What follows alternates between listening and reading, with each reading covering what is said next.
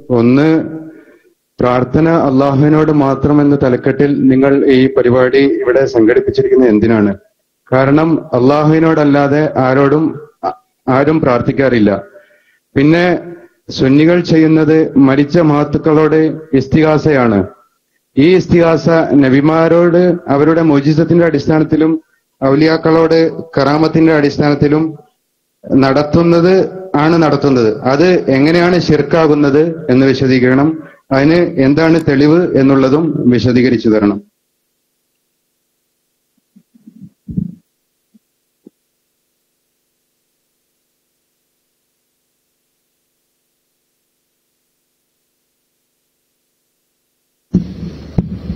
അസ്സലാമു അലൈക്കും. അൽഹംദുലില്ലാഹ് വസ്സലാത്തു വസ്സലാമു അലാ റസൂലില്ലാഹ്.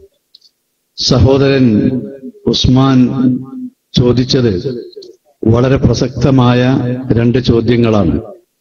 ഒന്ന്, പ്രാർത്ഥന അള്ളാഹുവിനോട് മാത്രം എന്ന ഒരു വിഷയത്തിൽ എന്തിനാണ് ഈ പരിപാടി സംഘടിപ്പിച്ചത് എന്നതാണ്.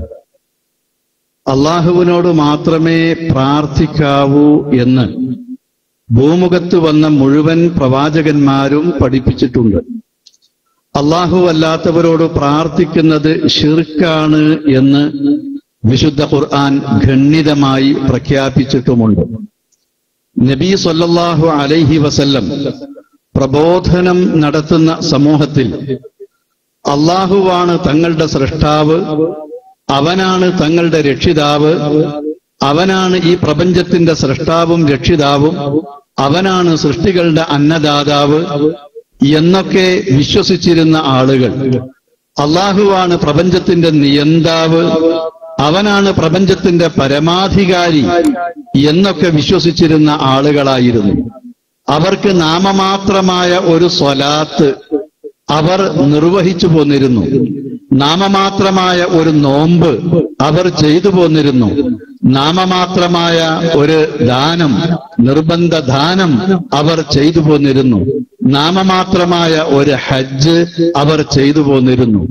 ഇങ്ങനെയൊക്കെ ചെയ്തിരുന്ന ആളുകൾ അവർ ഗത്യന്തരമില്ലാത്ത ഘട്ടങ്ങളിൽ, പ്രതിസന്ധി ഘട്ടങ്ങളിൽ, സമുദ്രത്തിൽ കപ്പലിലൂടെ യാത്ര ചെയ്തുകൊണ്ടിരിക്കുമ്പോൾ കൊടുങ്കാറ്റടിച്ചു വീശിയാൽ തിരമാലകളിൽപ്പെട്ട് കപ്പൽ മുങ്ങിപ്പോകുമെന്ന് ഭയപ്പെടുമ്പോൾ അള്ളാഹുവിനെ മാത്രം വിളിച്ചു പ്രാർത്ഥിക്കുകയും അവനോട് മാത്രം ആ അപകടത്തിൽ നിന്ന് രക്ഷപ്പെടുത്താൻ സഹായം തേടുകയും ആ അപകടത്തിൽ നിന്ന് അള്ളാഹു അവരെ രക്ഷപ്പെടുത്തിയാൽ അള്ളാഹു അല്ലാത്തവരോട് അവർ സഹായം തേടി, അള്ളാഹു അല്ലാത്തവരോട് അവർ വിളിച്ചു തേടി, അള്ളാഹു അല്ലാത്തവരോട് ദുആ ചെയ്ത്, അള്ളാഹു അല്ലാത്തവർക്ക് അത്തരത്തിലുള്ള ഇബാദത്തുകൾ ചെയ്ത് അവർ ശിർക്ക് ചെയ്യുന്നവരായിരുന്നു. അതുകൊണ്ടാണ് അള്ളാഹുവിൽ വിശ്വസിച്ചിരുന്ന ഈ ആളുകൾ ശിർക്ക് കലർന്ന വിശ്വാസമാണ് വെച്ചു പുലർത്തിയത്. വമാ യുഅ്മിനു അക്സറുഹും ബില്ലാഹി ഇല്ലാ വഹും മുശ്രികൂൻ. അവരിൽ ഭൂരിപക്ഷം ആളുകളും അള്ളാഹുവിൽ ശിർക്ക് ചെയ്തുകൊണ്ടല്ലാതെ അവനിൽ വിശ്വസിക്കുന്നില്ല എന്ന് വിശുദ്ധ ഖുർആൻ വ്യക്തമാക്കിയിട്ടുള്ളത്.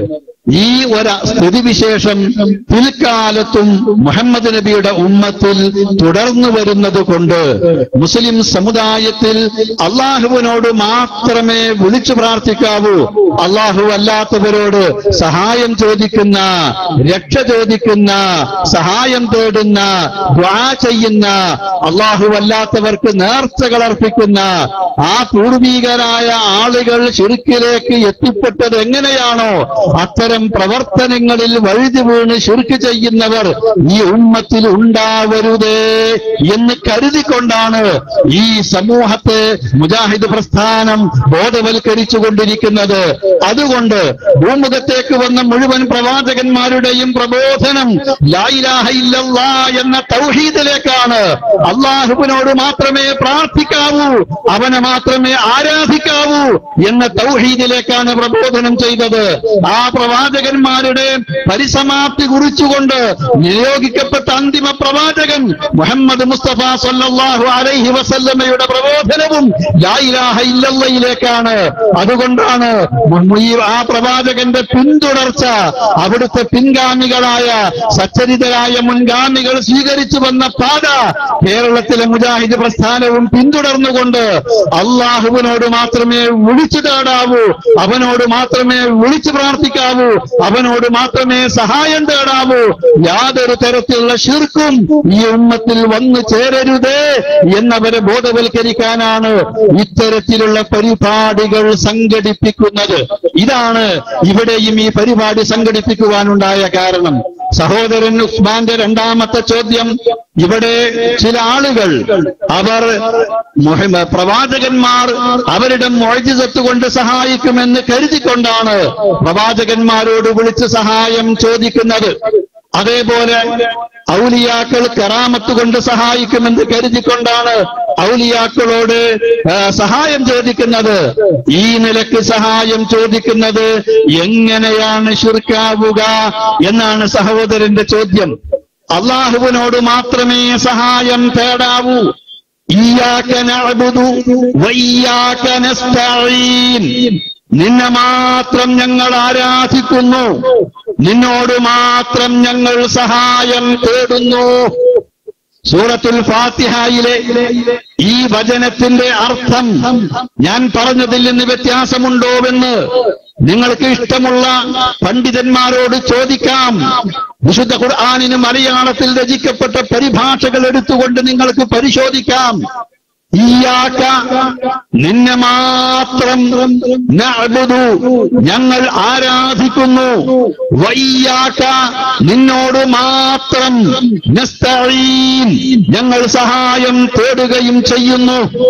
ഇവിടെ സഹായതേട്ടം അള്ളാഹുവിനോട് മാത്രമേ ആകാവൂ എന്നാണ് വിശുദ്ധ ഖുർആൻ പഠിപ്പിക്കുന്നത്. ഇബാദത്തും അള്ളാഹുവിനോട് മാത്രമേ ആകാവൂ എന്നാണ് വിശുദ്ധ ഖുർആൻ പഠിപ്പിക്കുന്നത്. മനുഷ്യൻ അള്ളാഹു അല്ലാത്തവർക്ക് അർപ്പിക്കാൻ പാടില്ലാത്ത കാര്യങ്ങൾ, അള്ളാഹുവിന് മാത്രം അർപ്പിക്കേണ്ട കാര്യങ്ങൾ, അള്ളാഹുവിന് മാത്രം അർപ്പിക്കേണ്ടത് അള്ളാഹു അല്ലാത്തവർക്ക് അർപ്പിച്ചാൽ അതാണ് ശിർക്കായി തീരുന്നത്. ഇബാദത്ത് അള്ളാഹുവിന് മാത്രമേ അർപ്പിക്കാവൂ, അത് അള്ളാഹു അല്ലാത്തവർക്ക് അർപ്പിച്ചാൽ അത് ശിർക്കായി. ഇസ്തിആനത്ത്, സഹായതേട്ടം അള്ളാഹുവിന് മാത്രമേ അർപ്പിക്കാവൂ, അള്ളാഹു അല്ലാത്തവരോട് സഹായം തേടിയാൽ അത് ശിർക്കായി. ഇതാണ് വിശുദ്ധ ഖുർആൻ പഠിപ്പിക്കുന്നത്. ഈ സഹായതേട്ടം അള്ളാഹുവിനോട് മാത്രമേ ആകാവൂ എന്ന് പഠിപ്പിച്ച ഖുർആൻ അനുവദിക്കപ്പെട്ട സഹായതേട്ടം ഏതാണെന്ന് വ്യക്തമാക്കി തന്നിട്ടുണ്ട്. മനുഷ്യന് മറ്റൊരു മനുഷ്യനോട് സഹായം ചോദിക്കാം ഉപാധികളോടുകൂടി. ഒന്ന്, സഹായം ചോദിക്കുന്ന മനുഷ്യൻ ആരോടാണ് ചോദിക്കേണ്ടത്? മറ്റൊരു മനുഷ്യനോടാവണം. വിശുദ്ധ ഖുർആൻ തന്നെ ഇത് സംബന്ധമായി നമുക്ക് വ്യക്തമാക്കി തന്നിട്ടുണ്ട്. അള്ളാഹുവിനോട് മാത്രമേ സഹായം തേടാവൂ, അള്ളാഹു അല്ലാത്തവരോട് സഹായം തേടാൻ പാടില്ലെന്ന് പഠിപ്പിച്ച ഖുർആൻ പ്രവാചകരായ മൂസാ നബിയോട്, മൂസാ നബിയുടെ ഗോത്രത്തിൽപ്പെട്ട ഒരു ഇസ്രായേലിയൻ സഹായം ചോദിച്ചത് ഫസ്തഗാസഹു അല്ലദീ മിൻ ശിയഅതിഹി അലല്ലദീ മിൻ അദുവിഹി. മൂസാ നബിയോട് തന്റെ കുടുംബത്തിൽ വർഗത്തിൽപ്പെട്ടവൻ ശത്രുവിനെതിരിൽ ഖിബ്തിക്കെതിരിൽ സഹായം ചോദിച്ചുവെന്ന് ഖുർആൻ എടുത്തു പറയുന്നു. മൂസാ നബി ആ സഹായം ചോദിച്ചത് കേട്ടു, അദ്ദേഹത്തെ സഹായിച്ചു. മൂസ, എന്നെ ഇതാ ഈ മനുഷ്യൻ ആക്രമിക്കുന്നു, എന്നെ സഹായിക്കണം. അടിപിടി കൂടിക്കൊണ്ടിരിക്കുന്ന രണ്ടാളുകൾ, ഒരു ഖിബ്തിയും ഒരു ഇസ്രായേലിയനും. ഇസ്രായേലിയൻ മൂസാ നബിയുടെ കുടുംബക്കാരൻ ഗോത്രത്തിൽപ്പെട്ടവൻ. ആ സ്വന്തം കുടുംബത്തിൽപ്പെട്ടവൻ സഹായം ചോദിച്ചപ്പോൾ ജീവനുള്ള മൂസാ നബിയോട് മൂസാ നബിയുടെ കഴിവിൽപ്പെട്ട കാര്യം നേർക്ക് നേരെ ചോദിക്കുന്നു. മൂസാ നബി ചെന്നു ആ ശത്രുവിന് ഒരടി കൊടുത്തു. ഇതാണ് സംഭവം. ഇങ്ങനെ ഒരു മനുഷ്യന് മറ്റൊരു മനുഷ്യനോട്, അയാൾ ജീവനുള്ളവനാണെങ്കിൽ, ഹാജറുള്ളവനാണെങ്കിൽ, കഴിവുള്ളവനാണെങ്കിൽ അയാളുടെ കഴിവിൽപ്പെട്ട കാര്യം ചോദിക്കാം, ആ സഹായം നൽകുകയുമാവാം. പക്ഷെ ഏത് വിഷയത്തിലാവണം? ഖുർആൻ തന്നെ പറഞ്ഞു, വതആവനു അലൽ ബിർരി വത്തഖ്വ, നന്മയുടെ പുണ്യത്തിന്റെ മാർഗത്തിൽ ഭക്തിയുടെ മാർഗത്തിൽ നിങ്ങൾക്ക് പരസ്പരം സഹായം ചോദിക്കാൻ നൽകാം. അത് അനുവദിക്കപ്പെട്ട കാര്യമാണ്, അതാകാവുന്നതാണ്. തിന്മയുടെ കാര്യത്തിൽ, പാപത്തിന്റെ മാർഗത്തിൽ സഹായം ചോദിക്കുന്നതോ സഹായിക്കുന്നതോ പാടില്ലാത്തതാണ്. നല്ല കാര്യത്തിൽ ചോദിക്കാം, നൽകാം എന്ന് വിശുദ്ധ ഖുർആൻ പഠിപ്പിച്ചു. അവിടെ ഒരു വസ്തുതയാണ് ഇവിടെ വ്യക്തമാക്കി തന്നത്. മനുഷ്യനോടാവണം, മലക്കിനോട് സഹായം ചോദിക്കാൻ പാടില്ല, ശിർക്കാണ്. ജിന്നിനോട് സഹായം ചോദിക്കാൻ പാടില്ല, ശിർക്കാണ്. മനുഷ്യൻ തന്നെ മരിച്ചുപോയവനാണെങ്കിൽ മരിച്ചുപോയവരോട് സഹായം ചോദിക്കാൻ പാടില്ല, ഗായിബിനോട് സഹായം ചോദിക്കാൻ പാടില്ല. അതേപോലെ തന്നെ മനുഷ്യനാവണം, ജീവനുള്ളവനാകണം, മരിച്ചവനാകരുത്. ഹാജറുള്ളവനാകണം, ഗായിബാകരുത്. കഴിവുള്ളവനാകണം, കഴിവിൽപ്പെട്ട കാര്യത്തിലായിരിക്കണം ചോദിക്കേണ്ടത്. ഈ 4 ഉപാധികൾ അനുസരിച്ചുകൊണ്ട് ഒരു മനുഷ്യന് മറ്റൊരു മനുഷ്യനോട്, അയാൾ മനുഷ്യനാണെങ്കിൽ, ജീവനുണ്ടെങ്കിൽ, ഹാജറുണ്ടെങ്കിൽ, കഴിവുണ്ടെങ്കിൽ, കഴിവിൽപ്പെട്ട കാര്യത്തിൽ ചോദിക്കാം.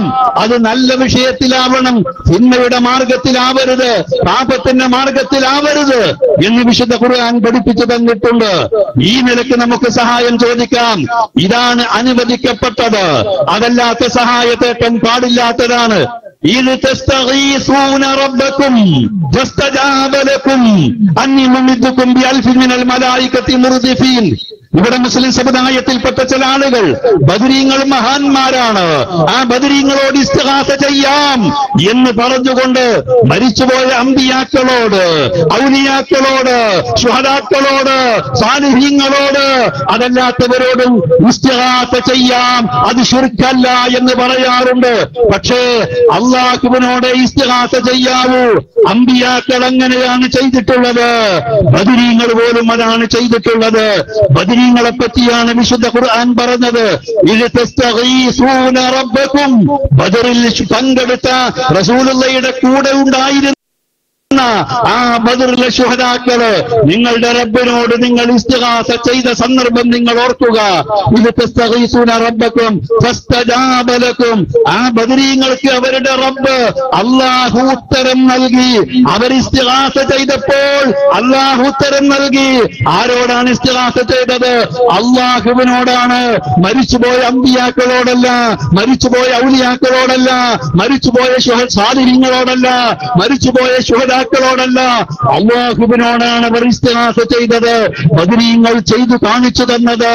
റസൂലുള്ള വളർത്തിയെടുത്ത സഹാബത്ത്, ബദറിൽ പങ്കെടുത്ത സഹാബത്ത്, അവരുടെ ഇസ്തിഗാസ അല്ലാഹുവിനോടാണ്. മരിച്ചുപോയ അംബിയ, ഔലിയ, ശുഹദാ, സാലിഹീങ്ങളോടായിരുന്നില്ല.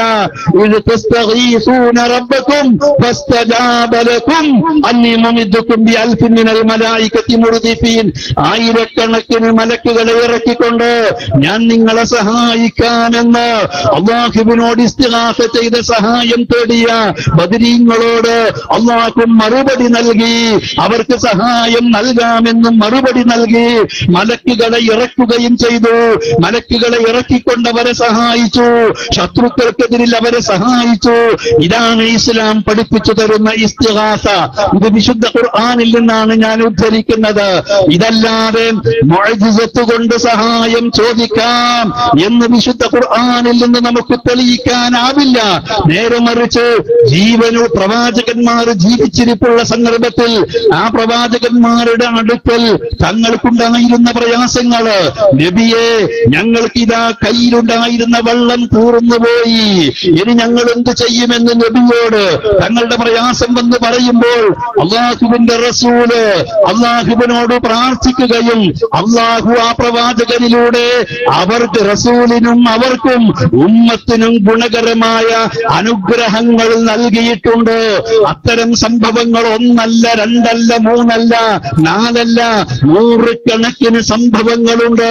അത് മരിച്ചുപോയ അമ്പിയാക്കളോടോ, ഔലിയാക്കളോടോ, ശുഹദാക്കളോടോ, സാലിഹീങ്ങളോടോ മുഅ്ജിസത്ത് കൊണ്ടോ, കറാമത്ത് കൊണ്ടോ, മറ്റു വല്ലതുകൊണ്ടോ സഹായിക്കുമെന്ന് കരുതിക്കൊണ്ട് അവരോട് സഹായം തേടാനുള്ള തെളിവല്ല.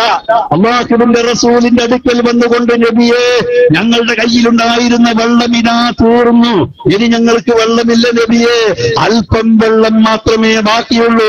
റസൂലുള്ള പറഞ്ഞു, കയ്യിലുള്ള വെള്ളം നിങ്ങൾ ഇങ്ങോട്ട് കൊണ്ടുവരൂ. നബി അവരോട് വെള്ളം കൊണ്ടുവരാൻ ആവശ്യപ്പെട്ടു.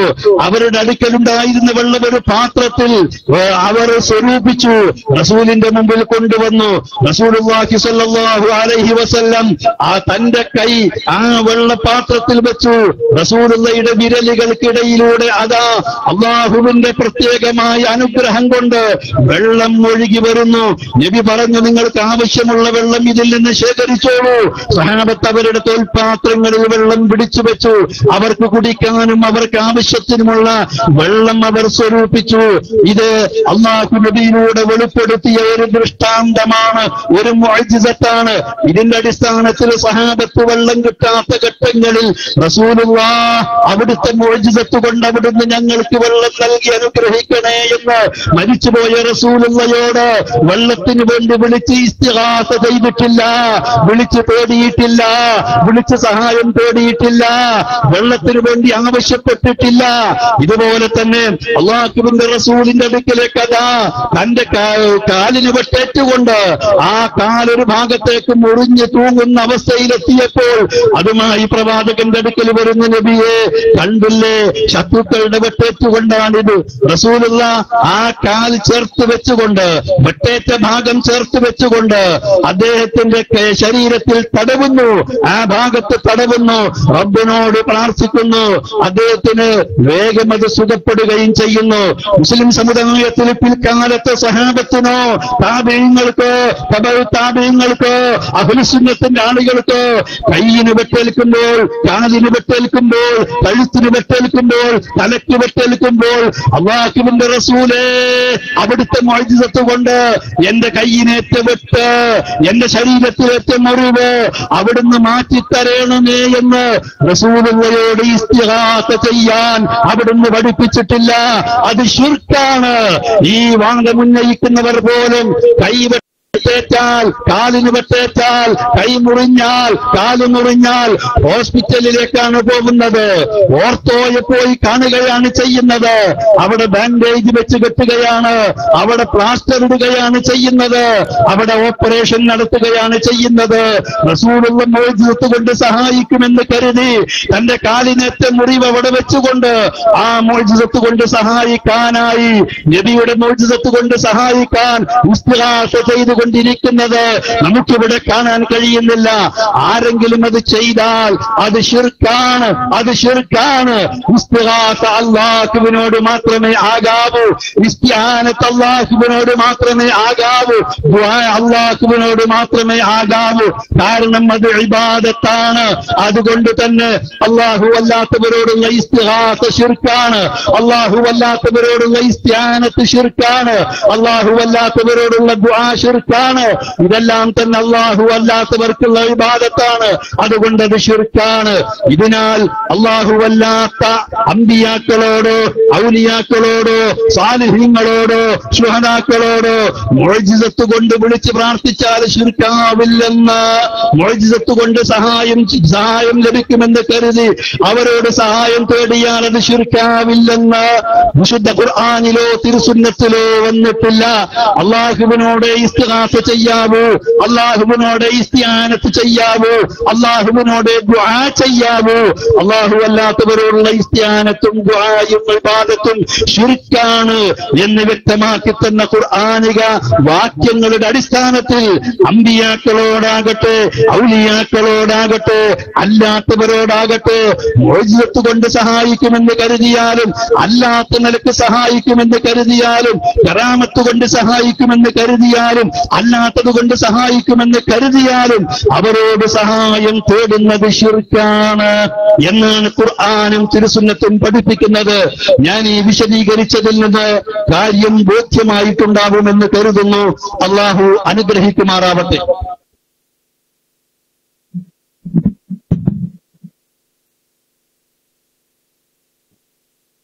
ആദ്യം ഞാൻ ചോദിച്ചത് 2 ചോദ്യമായി തോന്നിയെങ്കിലും അത് ഒറ്റ ചോദ്യമാണ്. രണ്ടാമത് ഒരു ചോദ്യം കൂടെ ഉണ്ട്. ഇസ്ലാമിലെ ഏറ്റവും പ്രധാനപ്പെട്ട കർമ്മമാണല്ലോ നിസ്കാരം. ഈ നിസ്കാരം കഴിഞ്ഞിട്ട് മുജാഹിദീങ്ങള് എന്ന് പറയുന്ന വിഭാഗം കൂട്ടപ്രാർത്ഥന നടത്താനോ അല്ലെങ്കിൽ അതിനെ ഒരിക്കലും സപ്പോർട്ട് ചെയ്യാറില്ല. അവര് സ്വന്തമായിട്ട് പ്രാർത്ഥിക്കുക അല്ലെങ്കിൽ പെട്ടെന്ന് എഴുന്നേറ്റ് പോവുകയാണ് ചെയ്യുന്നത്. ഇത് എന്തുകൊണ്ടാണ് അങ്ങനെ ചെയ്യുന്നത് എന്നറിയാൻ താല്പര്യമുണ്ട്.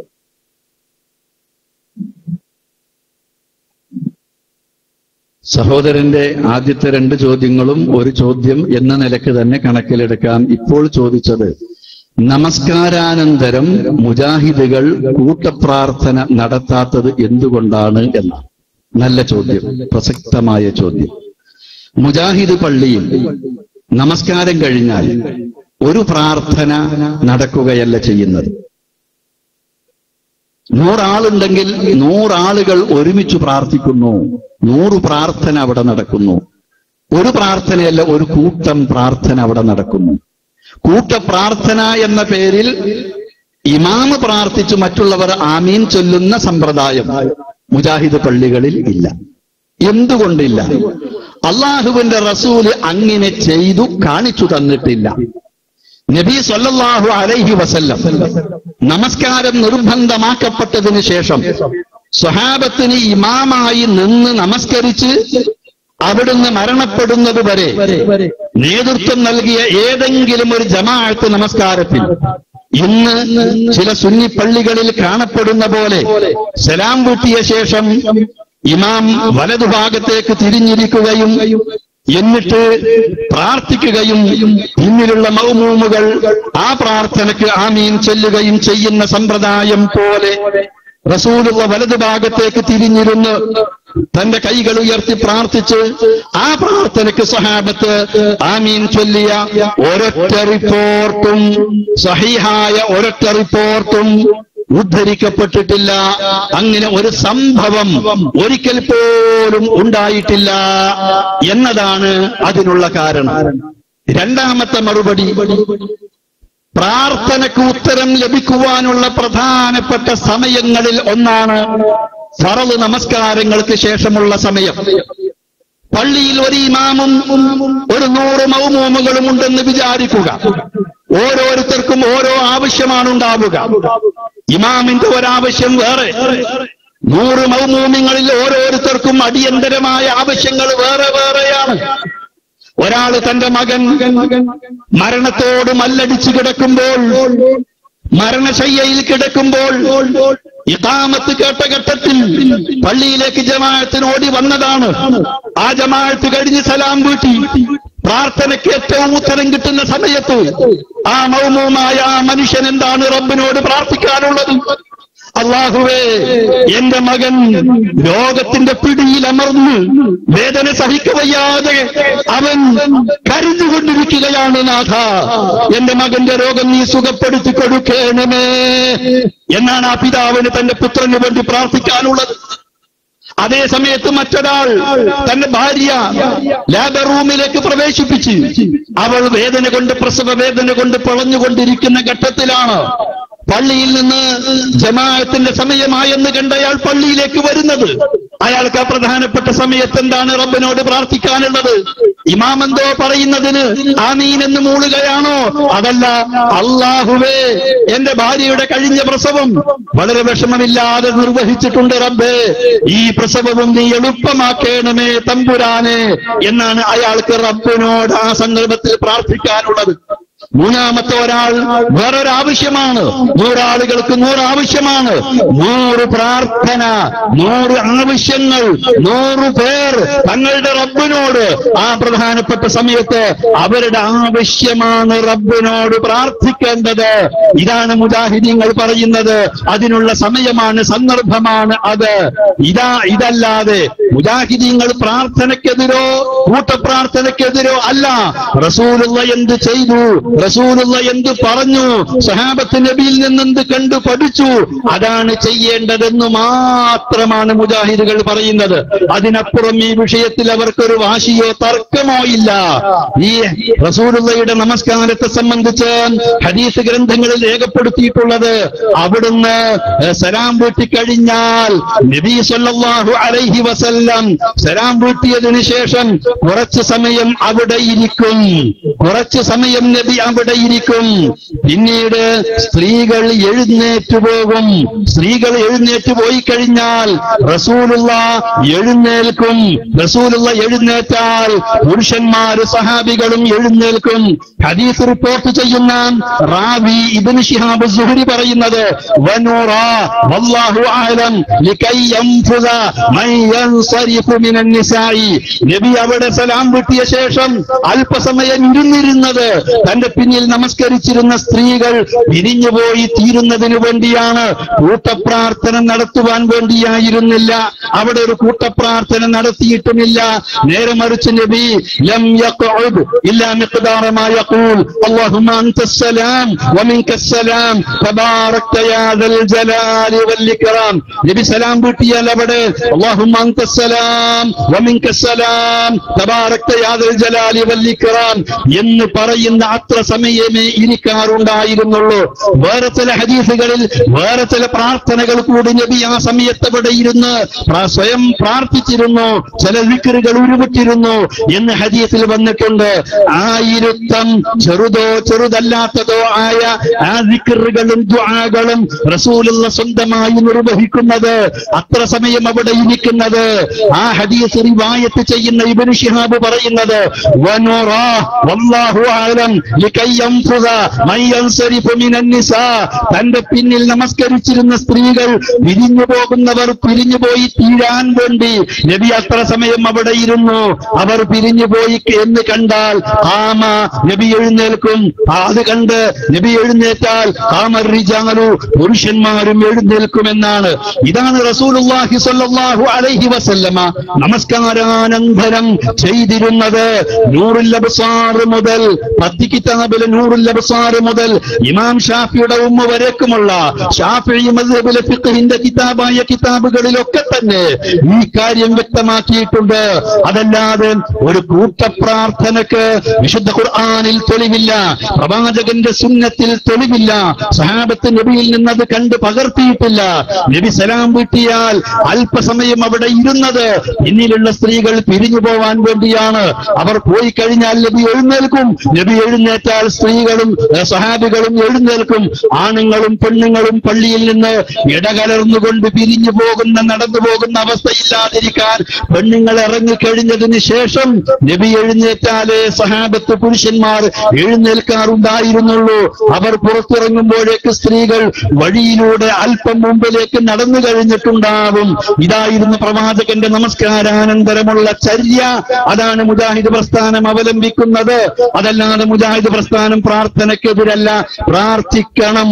പ്രാർത്ഥനയ്ക്ക് പ്രത്യേകം ഉത്തരം ലഭിക്കുന്ന സമയങ്ങളിൽ ഒരു സമയം ഫർദ് നമസ്കാരങ്ങൾക്ക് ശേഷമുള്ള സമയമാണ്. ആ സമയത്ത് ഇമാമിന്റെ പ്രാർത്ഥനയ്ക്ക് മറ്റുള്ളവർ ആമീൻ പറഞ്ഞു കൊടുക്കുകയല്ല വേണ്ടത്. അവനവന്റെ ആവശ്യം എന്താണോ അതാണ് തന്റെ റബ്ബിനോട് ശ്രേഷ്ഠമായ ആ സമയത്ത് പ്രാർത്ഥിക്കേണ്ടത്. അതാണ് മുജാഹിദീങ്ങൾ പറയുന്നത്. കാര്യം വ്യക്തമായിട്ടുണ്ടാകും എന്ന് ഞാൻ കരുതുന്നു. അള്ളാഹു അനുഗ്രഹിക്കുമാറാവട്ടെ. വളരെ പ്രസക്തമായ 2 ചോദ്യങ്ങളാണ് ബഹുമാനായ അബ്ദുറഹ്മാൻ സലഫി ഇവിടെ വിശദീകരിച്ചത്. അള്ളാഹു അല്ലാത്തവർ ആരാധിക്കുകയും പ്രാർത്ഥിക്കുകയും ചെയ്യുന്ന ജനവിഭാഗം ഏത് കാലഘട്ടത്തിലും ഉള്ളതുകൊണ്ട് തന്നെ പ്രാർത്ഥന അള്ളാഹുവിനോട് മാത്രം എന്ന ഈ ക്യാപ്ഷൻ അത് അനുയോജ്യമായതാണ് എന്നും മുഅ്ജിസത്ത് കറാമത്തുകളുടെ പേരിൽ അമ്പിയാക്കളോടോ ഔലിയാക്കളോടോ ചോദിക്കുന്ന രീതി ഇസ്ലാമിലില്ല എന്നും പ്രവാചകൻ സല്ലല്ലാഹു അലൈഹി വസല്ലമയിൽ തന്നെ ഉണ്ടായ മുഅ്ജിസത്തുകളെ വെച്ചുകൊണ്ട് അദ്ദേഹത്തിന്റെ അനുയായികളായ സ്വഹാബികൾ ഒരിക്കലും അദ്ദേഹത്തോട് ചോദിച്ചിട്ടില്ല എന്നും, രണ്ടാമതായി നമസ്കാര ശേഷമുള്ള കൂട്ടപ്രാർത്ഥന പ്രവാചകൻ സല്ലല്ലാഹു അലൈഹി വസല്ലമയുടെ മാതൃകയില്ലാത്തതാണ് എന്നും ഓരോരുത്തർക്കും ഓരോ ആവശ്യങ്ങൾ ഉണ്ടാകുമ്പോൾ ഫർള് നമസ്കാരത്തിന് ശേഷം പ്രാർത്ഥനയ്ക്ക് ഉത്തരം ലഭിക്കുന്ന പ്രധാനപ്പെട്ട സമയം എന്നുള്ള നിലയ്ക്ക് ഓരോരുത്തരും അവരുടെ കാര്യങ്ങളാണ് ചോദിക്കേണ്ടത് എന്നും അതുകൊണ്ട് തന്നെ തീർച്ചയായും പ്രവാചകൻ സല്ലല്ലാഹു അലൈഹി വസല്ലമയെ ഇത്തിബാഅ് ചെയ്യുക ഇത്തിബാഅ് ചെയ്യൽ ബാധ്യതയായ നമ്മൾ അത്തരത്തിലുള്ള കൂട്ടപ്രാർത്ഥനകളിലല്ല പങ്കെടുക്കേണ്ടത് എന്ന കാര്യമാണ് ഇവിടെ വിശദീകരിച്ചത്. അടുത്ത ചോദ്യം ചോദിക്കാവുന്നതാണ്.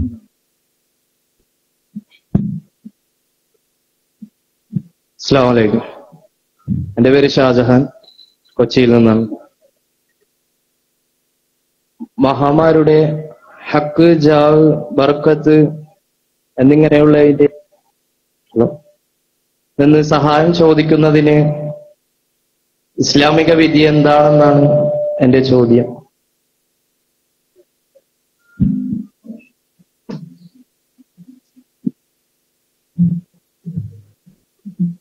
السلام عليكم ورحمة الله وبركاته. إن الحمد لله والصلاة والسلام على أشرف الأنبياء والمرسلين وعلى آله وصحبه أجمعين. أما بعد. പ്രിയമുള്ളവരെ, അല്ലാഹുവിന്റെ മഹത്തായ അനുഗ്രഹത്താൽ കാര്യങ്ങളെ പഠിക്കാനും മനസ്സിലാക്കുവാനും ഉള്ള ഒരു നല്ല സദസ്സിലാണ് നാം ഉള്ളത്. അത് ഏറ്റവും നല്ല രൂപത്തിൽ, ക്രിയാത്മകമായ ഒരു രൂപത്തിൽ തന്നെ ഉപയോഗപ്പെടുത്തണം എന്ന് ഉണർത്തുകയാണ്. അല്ലാഹുവിനോട് നേർക്കുനേരെ പ്രാർത്ഥിക്കുകയാണ് വേണ്ടത് എന്നത് മനസ്സിലായി കഴിഞ്ഞാൽ പിന്നീടുണ്ടാകുന്ന സംശയം, ഹക്ക് ജാഹ് ബർക്കത്ത് കൊണ്ട് ഏതെങ്കിലും ഒരു നബിയുടെ അല്ലെങ്കിൽ ഏതെങ്കിലും ഒരു വലിയന്റെ ഹക്ക് ജാഹ് ബർക്കത്ത് കൊണ്ട് തേടുന്നതിന് എന്താണ് തെറ്റ്? ഭുവനപ്രസിദ്ധ പണ്ഡിതനായ മഹാനായ അബൂ ഹനീഫത്തുൽ കൂഫി റഹിമഹുല്ലാഹ് അതിന്റെ വിധി വിശദീകരിച്ചു. യുക്റഹു അൻ യഖൂല ദാഇ അസ്അലുക ബിഹഖി ഫുലാൻ ഔ ബിഹഖി അംബിയാഇ. ഒരാളെ സംബന്ധിച്ചിടത്തോളം അയാൾ പ്രാർത്ഥിക്കുമ്പോൾ ഏതെങ്കിലും ഒരാളുടെ ഹക്ക് കൊണ്ട് ചോദിക്കുക, അല്ലെങ്കിൽ ഒരു അംബിയാഇന്റെ ഹക്ക് കൊണ്ട് ചോദിക്കുക, ഇന്നാലിന്ന വ്യക്തിയുടെ ഹക്ക് കൊണ്ട് ഞാൻ ചോദിക്കുന്നു, അല്ലെങ്കിൽ ഒരു പ്രവാചകന്റെ ഹക്ക് കൊണ്ട് ഞാൻ ചോദിക്കുന്നു എന്ന് പറയുന്നത് യുക്റഹു എന്നാണ്. അവിടെ കേവലം ഒരു മക്രൂഹ് എന്ന അർത്ഥമല്ല പണ്ഡിത ലോകം നൽകിയിട്ടുള്ളത്, നേരെ മറിച്ച് തഹരീമിന്റെ കറാഹത്താണ് എന്നാണ്. അങ്ങനെ പറയാൻ പാടില്ല, അത് നിഷിദ്ധമാണ്. നബി സല്ലല്ലാഹു അലൈഹി വസല്ലമ പഠിപ്പിച്ച ഒരു പ്രാർത്ഥനയിലും ആരുടെയെങ്കിലും ഹക്ക് ജാഹ് ബർക്കത്ത് കൊണ്ട്, ഒരു മഹാന്റെ ഹക്ക് ജാഹ് ബർക്കത്ത് കൊണ്ട്, ഒരു വലിയന്റെ ഹക്ക് ജാഹ് ബർക്കത്ത് കൊണ്ട്, ഉദാഹരണമായി ഇബ്രാഹിം നബി അലൈഹി സ്വലാത്തു വസ്സലാമിന്റെ ഹക്ക് ജാഹ് ബർക്കത്ത് കൊണ്ട്, അല്ലെങ്കിൽ മൂസാ നബി അലൈഹി സ്വലാത്തു വസ്സലാമിന്റെ ഹക്ക് ജാഹ് ബർക്കത്ത് കൊണ്ട് ഞാൻ സഹായം തേടുന്നു എന്ന് നബി സല്ലല്ലാഹു അലൈഹി വസല്ലമ പഠിപ്പിച്ച ഒരു പ്രാർത്ഥനയിലും നമുക്ക് കാണാൻ സാധ്യമല്ല. എല്ലാവർക്കും അറിയാവുന്നതുപോലെ രാവിലെ മുതൽ, അഥവാ ഉറക്കിൽ നിന്ന് എഴുന്നേറ്റത് മുതൽ അൽഹംദുലില്ലാഹില്ലദീ അഹ്യാനാ ബഅദമാ അമാതനാ വ ഇലൈഹിൻ നുശൂർ എന്നത് തുടങ്ങി അവൻ അവസാനം വിരിപ്പിലേക്ക് വന്ന് ആമന്തു ബി കിതാബിക്കല്ലദീ അൻസൽത വ ബി നബിയിക്കല്ലദീ അർസൽത എന്ന് അവസാനിക്കുന്ന പ്രാർത്ഥന വരെയുള്ള ഒരു ദിവസത്തിൽ ഒരു വിശ്വാസി നടത്തേണ്ട പ്രാർത്ഥനകൾ മുഴുവനും ഹബീബ് സല്ലല്ലാഹു അലൈഹി വസല്ലമ പഠിപ്പിച്ചിട്ട് വാഹനത്തിൽ കയറുമ്പോഴുള്ള പ്രാർത്ഥനയിൽ, അല്ലെങ്കിൽ ബാത്റൂമിൽ കയറുമ്പോഴുള്ള ഒരു പ്രാർത്ഥനയിൽ, അല്ലെങ്കിൽ പള്ളിയിൽ കയറുമ്പോഴുള്ള ഒരു പ്രാർത്ഥനയിൽ, അല്ലെങ്കിൽ കടം വന്ന് കുടുങ്ങിയ ഒരുത്തന്റെ പ്രാർത്ഥനയിൽ, ഏതെങ്കിലും ഒരു പ്രാർത്ഥനയിൽ നമ്മുടെ നാട്ടിൽ ഇങ്ങനെ പ്രചാരത്തിലുള്ളതുപോലെ ഒരാളുടെ ഹക്ക് കൊണ്ട്, ജാഹ് കൊണ്ട്, ബർക്കത്ത് കൊണ്ട് ഞാൻ ചോദിക്കുന്നു എന്നത് നബി സല്ലല്ലാഹു അലൈഹി വസല്ലമ പഠിപ്പിച്ചിട്ടില്ല. അപ്പോൾ റസൂലുള്ളാഹി സ്വല്ലല്ലാഹു അലൈഹി വസല്ലമ പഠിപ്പിച്ചിട്ടില്ലാത്ത ഒരു രൂപം പ്രാർത്ഥനയുടെ കാര്യത്തിൽ പിന്നീട് ബിദ്അത്തായി നിർമ്മിച്ചു കൊണ്ടുവന്നതാണ് ഹക്ക് ജാഹ് ബർക്കത്ത് കൊണ്ട് പ്രാർത്ഥിക്കുന്നു എന്ന് പറയുന്നത്. അതുകൊണ്ട് തന്നെയാണ് പണ്ഡിതന്മാർ, പ്രത്യേകിച്ച് അബൂ ഹനീഫ ഇമാമിനെ പോലെയുള്ള പണ്ഡിതന്മാർ പറഞ്ഞത് അസ്അലുക ബിഹഖി ഫുലാൻ എന്ന് ചോദിക്കൽ, അല്ലെങ്കിൽ അസ്അലുക ബിഹഖി അംബിയാഇ എന്ന് ചോദിക്കൽ, അത് യുക്റഹു അൻ യഖൂല ദാഇ, പ്രാർത്ഥിക്കുന്നവൻ പറയുന്നത്, അങ്ങനെ പറയുന്നത് അത് തഹരീമിന്റെ കറാഹത്താണ്, നിഷിദ്ധമാണ്, അത് പിൽക്കാലഘട്ടത്തിൽ ബിദ്അത്തായി നിർമ്മിച്ചു കൊണ്ടുവന്നതാണ് എന്ന് വളരെ കൃത്യമായി തന്നെ ഇസ്ലാമിക ലോകം വിധി എഴുതിയതാണ്.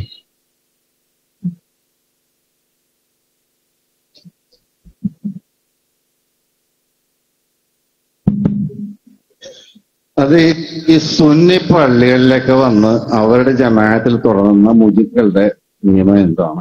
അവരുടെ നിസ്കാരം സഹിയാവുമോ? പിന്നെ ഈ ഇറച്ചിക്കട എന്നൊക്കെ മേടിച്ചത് ഇങ്ങനെ ഇറച്ചി മുശ്രിക്കിന്റെ ഇറച്ചിയാണ്, അതർത്ഥത് ഇന്ന് ശരിയാവുമോ? പിന്നെ ഈ സുന്നി കുടുംബത്തിൽ നിന്ന് കല്യാണം കഴിക്കുന്ന മുജിക്കള് അവരുടെ കല്യാണം ശരിയാവുമോ? എന്റെ പേര് സാഹിദ് പാണാവ. സാധാരണ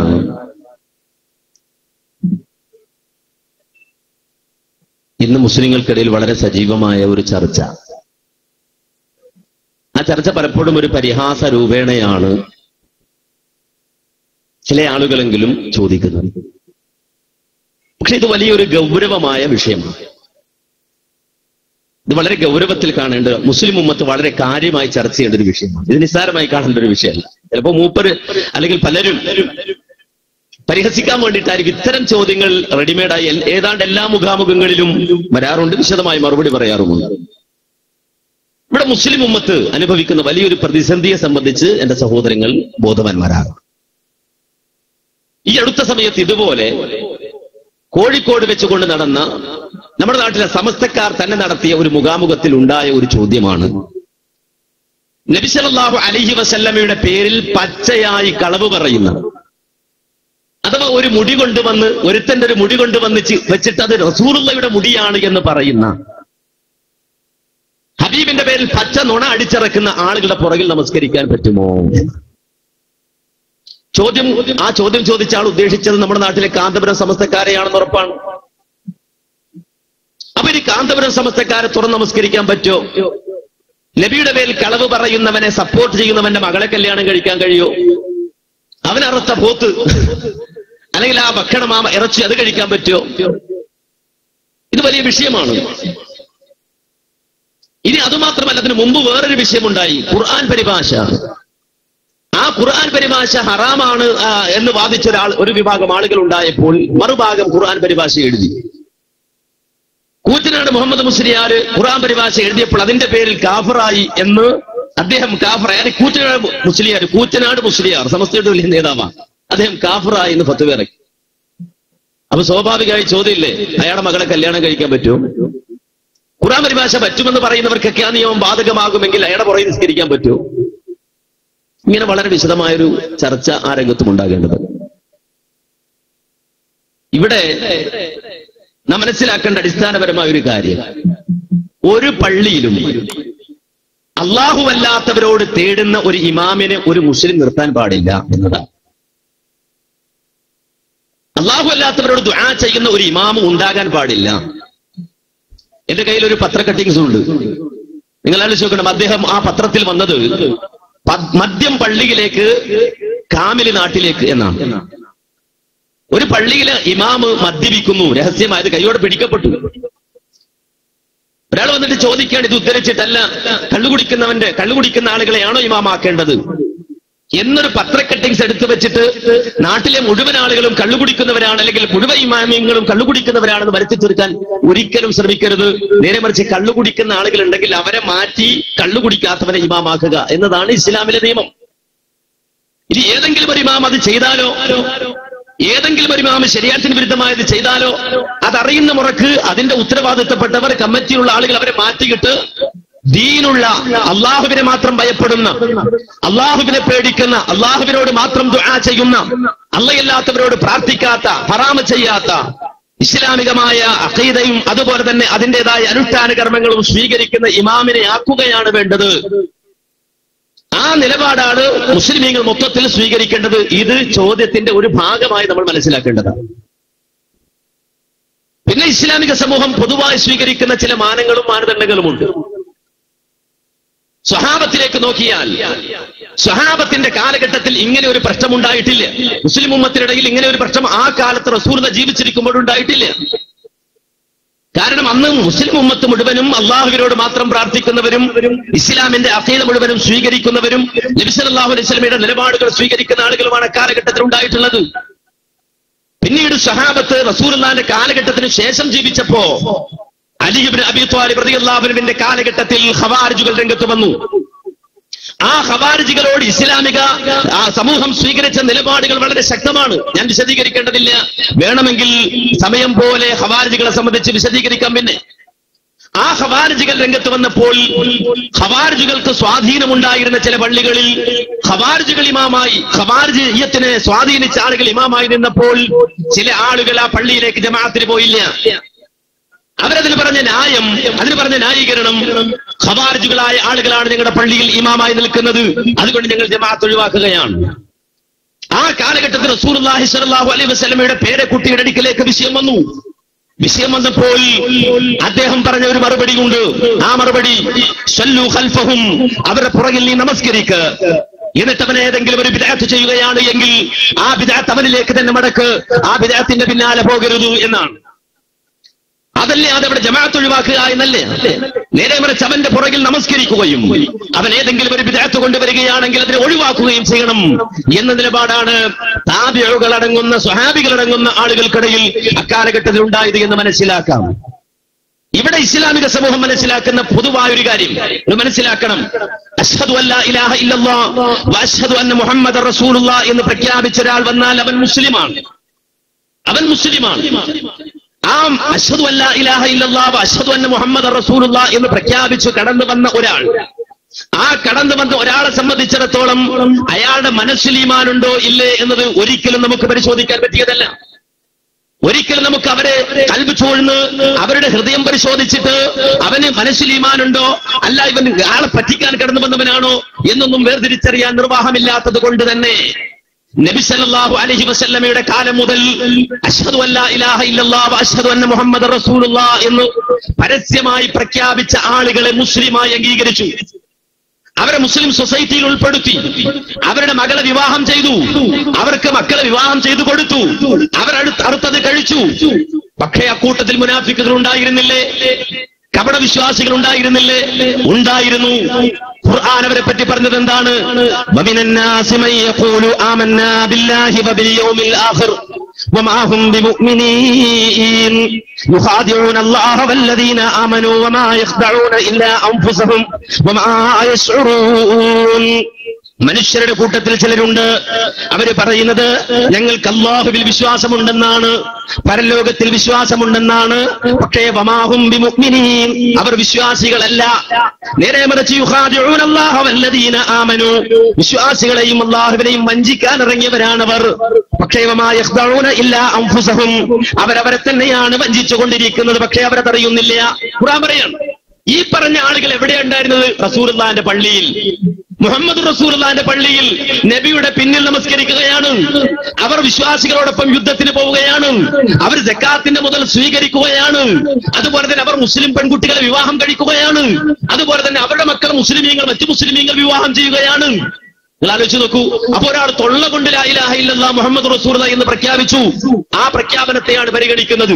അതിന് വിരുദ്ധമായത് അവൻ ചെയ്തുവെങ്കിൽ തഅയ്യൂൻ ചെയ്തുകൊണ്ട് വ്യക്തമായ കുഫർ ഒരു മനുഷ്യന്റെ മേൽ ആ വ്യക്തമായി തന്നെ പറയാൻ കഴിയുന്ന രൂപത്തിൽ ഇസ്ലാമിക ലോകം പറഞ്ഞ് വ്യക്തമാക്കി തന്ന അഹ്കാമുകളെ പാലിച്ചുകൊണ്ട് ഉത്തരവാദിത്തപ്പെട്ട ആൾക്കാർ അവർ ഒരു വ്യക്തിയുടെ പേരിൽ തഅയ്യൂൻ ചെയ്തുകൊണ്ട് കാഫിറാണവൻ എന്ന് വ്യക്തമാക്കുന്നത് വരെ, ഒരുത്തന്റെ കാര്യത്തിൽ വ്യക്തമാക്കുന്നത് വരെ അവനെ മുസ്ലിം സൊസൈറ്റിയിൽ തന്നെയാണ് പെടുത്തുക എന്ന് നാം മനസ്സിലാക്കേണ്ടതുണ്ട്. റസൂലുള്ളാഹി സ്വല്ലല്ലാഹു അലൈഹി വസല്ലമയുടെ സ്വഹാബത്തിന്റെ കൂട്ടത്തിൽ നമുക്കറിയാം അബ്ദുല്ലാഹ് ഇബ്നു ഉബയ്യ് ഇബ്നു സലൂൽ ഉണ്ടായിരുന്നു. ആ അബ്ദുല്ലാഹ് ഇബ്നു ഉബയ്യ് ഇബ്നു സലൂൽ അറിയാമല്ലോ, മുനാഫിക്കുകളുടെ നേതാവാണ്. ആ മുനാഫിക്കുകളുടെ നേതാവായ അബ്ദുല്ലാഹ് ഇബ്നു സലൂൽ മരിക്കുമ്പോ അബ്ദുല്ലാഹ് ഇബ്നു സലൂലിന്റെ മകൻ റസൂലുള്ളാഹിന്റെ അടുക്കൽ വരികയാണ്, ഒരു പുതപ്പിന് വേണ്ടി, റസൂലുള്ളാഹി ഉപയോഗിച്ചൊരു പുതപ്പിന് വേണ്ടി. ആ സമയത്ത് നബി പുതപ്പ് കൊടുക്കുകയാണ്. ആ മനുഷ്യനെ, ആ മുനാഫിക്കിനെ മൂടാൻ ചില ആളുകൾ പറഞ്ഞു, നബി ഇതിവന്റെ തട്ടിപ്പാകും, തട്ടിപ്പിന് വേണ്ടിയാണ്, ആളുകളുടെ സ്വാധീനം ഉണ്ടാകാൻ വേണ്ടിയാണ്. നബി സല്ലല്ലാഹു അലൈഹി വസല്ലം കൊടുത്തുവിട്ടു.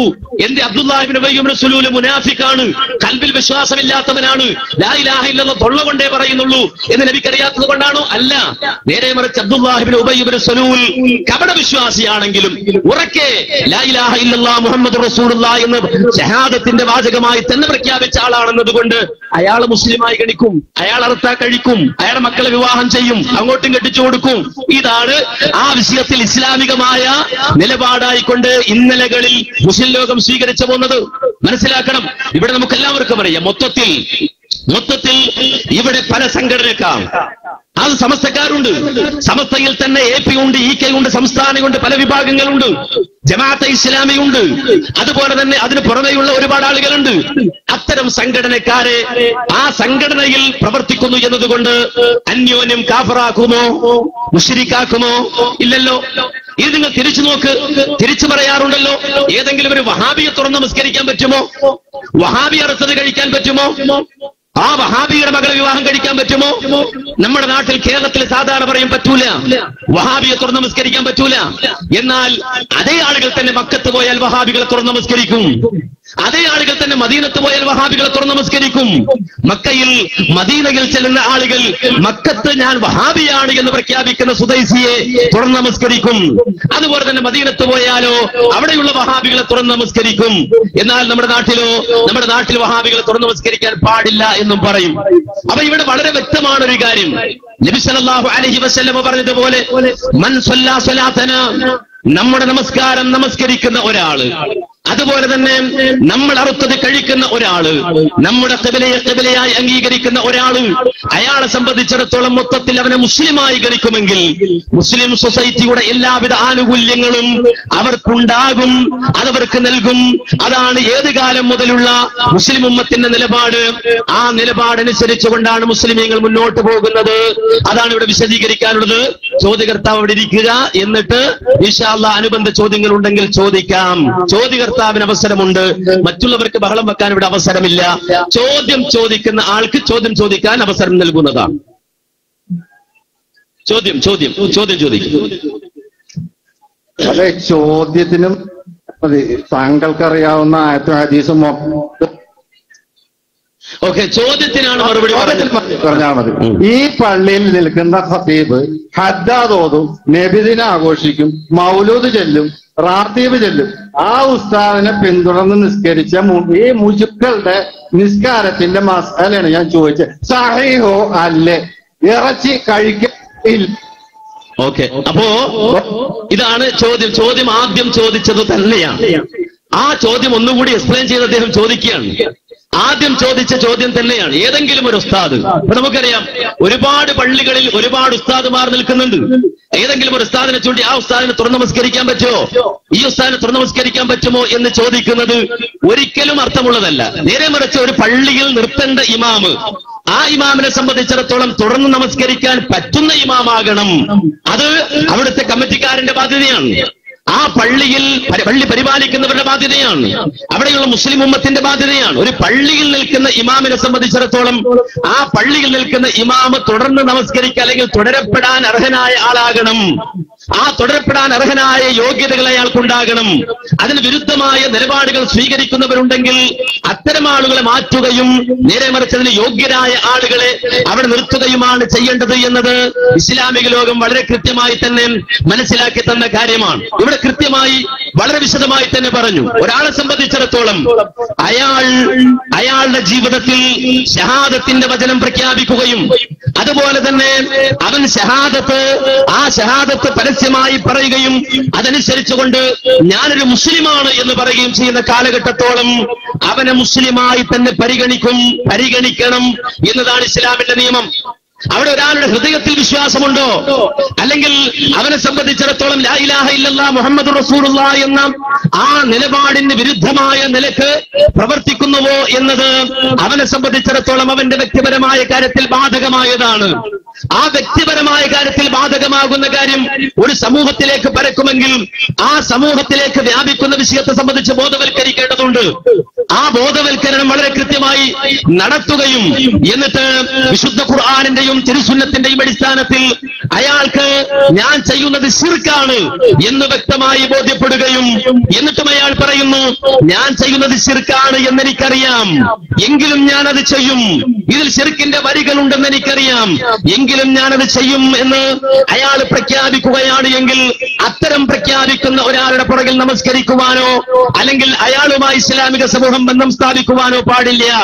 അത് വളരെ വ്യക്തമായി തഴയുകയും ചെയ്തുകൊണ്ട് തന്നെ അയാൾ പറയണം ഇത് ശിർക്കാണ്, ഞാൻ ചെയ്യുന്നത് ശിർക്കാണ് എന്നും ഈ ശിർക്ക് ഞാൻ ചെയ്യുമെന്നും അതുപോലെ തന്നെ ഇതിൽ ഞാൻ തുടരുമെന്നും അയാൾ പരസ്യമായി തന്നെ പറയുകയാണ് എങ്കിൽ ഒരു മുജാഹിദ് മാത്രമല്ല ഒരു മുസ്ലിമും അയാളുടെ പുറകിൽ നമസ്കരിക്കാൻ പാടില്ല. ഇതാണ് ഇസ്ലാമിക ലോകം മനസ്സിലാക്കേണ്ടത്. ഇത് ഈ വിഷയത്തിൽ മാത്രമല്ല, ദീനിന്റേതായ ഒരുപാട് വിഷയങ്ങളിൽ ഇത് ബാധകമാണ്. മുസ്ലിം ഉമ്മത്ത് ഈ രംഗത്ത് വളരെ ശക്തമായി തന്നെ കാര്യങ്ങൾ ഗ്രഹിക്കുകയും മനസ്സിലാക്കുകയും ചെയ്ത് മുന്നോട്ട് പോകേണ്ടതുണ്ട്.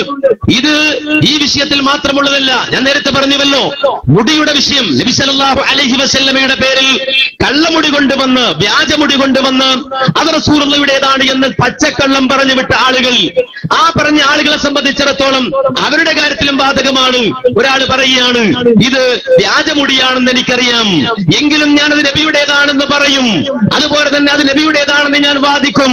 എന്നെ സംബന്ധിച്ചിടത്തോളം എന്റെ ഉസ്താദ് പറഞ്ഞത് സ്വീകരിച്ചുകൊണ്ട് ഇതെന്റെ വ്യാജമോ, ഇത് റസൂലുള്ളാഹിയുടെ പേരിൽ വ്യാജമുടിയാണ് കൊണ്ടുവന്നിട്ടുള്ളത്, എങ്കിലും നബിയുടേതാണ് എന്ന് ഞാൻ പറയും എന്ന് റസൂലുള്ളാഹിയുടെ പേരിൽ കളവ് പറയുമെന്ന് ഉറപ്പിച്ച് പറയുന്ന ഒരുത്തനുണ്ടെങ്കിൽ അവന്റെ പുറകിലും മുസ്ലിം ഉമ്മത്ത് നമസ്കരിക്കാൻ പാടില്ല. മുജാഹിദ് മാത്രമല്ല ഒരു മുസ്ലിമും നമസ്കരിക്കാൻ പാടില്ല എന്നതാണ് ഈ വിഷയത്തിൽ സംക്ഷിപ്തമായി മനസ്സിലാക്കേണ്ടത്. ഒരു വ്യക്തിയെ ചൂണ്ടി അയാളെ പറ്റി ഫത്വ പറയണമെങ്കിൽ അയാളെ സംബന്ധിച്ച് അയാളുടെ അഖീദയും അയാളുടെ വിശ്വാസവും അതുപോലെ തന്നെ അതുമായി ബന്ധപ്പെട്ട കാര്യങ്ങളും വളരെ വിശദമായി തന്നെ വ്യക്തമായാലല്ലാതെ ഒരു വ്യക്തിയെ തഅയീൻ ചെയ്തുകൊണ്ട് കാഫിറാക്കാനോ മുശ്രിക്കാക്കാനോ സാധ്യമല്ല എന്ന് നാം മനസ്സിലാക്കേണ്ടതുണ്ട്. ആരും ബഹളം വെക്കരുത്. ഈ പരിപാടി കലക്കുവാൻ ബോധപൂർവം ആളുകൾ ഇവിടെയുണ്ട്. ആ പരിപാടി കലക്കുവാൻ ബോധപൂർവം കടന്നു വന്ന ആളുകളെ അവരെ ഈ പരിധിയുടെ പുറത്തേക്ക് പറഞ്ഞു വിടേണ്ടതാണ്. ഈ പരിപാടി ബോധപൂർവം കലക്കുവാൻ വേണ്ടി ഇങ്ങോട്ട് കടന്നു വന്ന ആളുകളെ ഈ മതിലിന് പുറത്തേക്ക് അവരെ പറഞ്ഞു വിടേണ്ടതാണ്. അവർ പുറത്തേക്ക് പോകേണ്ടതാണ്. ഇവിടെ മാന്യമായി ചോദ്യം ചോദിക്കുവാനും അതുപോലെ തന്നെ കാര്യങ്ങൾ വിശദീകരിക്കുവാനും ഉള്ള അവസരം നൽകപ്പെട്ടിട്ടും ബോധപൂർവം ഇവിടെ പരിപാടി കലക്കുവാൻ കടന്നു വന്നിട്ടുള്ളവരുണ്ടെങ്കിൽ അവർ സ്റ്റേജിനും അതുപോലെ തന്നെ ഈ പറമ്പിനും പുറത്തേക്ക് പോകേണ്ടതാണ്. അത്തരക്കാർക്കുള്ളതല്ല ഈ പരിപാടി. ഇവിടെ ബഹളം വെക്കാൻ വന്നവർക്കുള്ളതല്ല പരിപാടി. ഇവിടെ അടിക്കുവാനും അതുപോലെ തന്നെ കലഹമുണ്ടാക്കുവാനും കടന്നു വന്നവർക്കുള്ള പരിപാടിയല്ല ഇത്.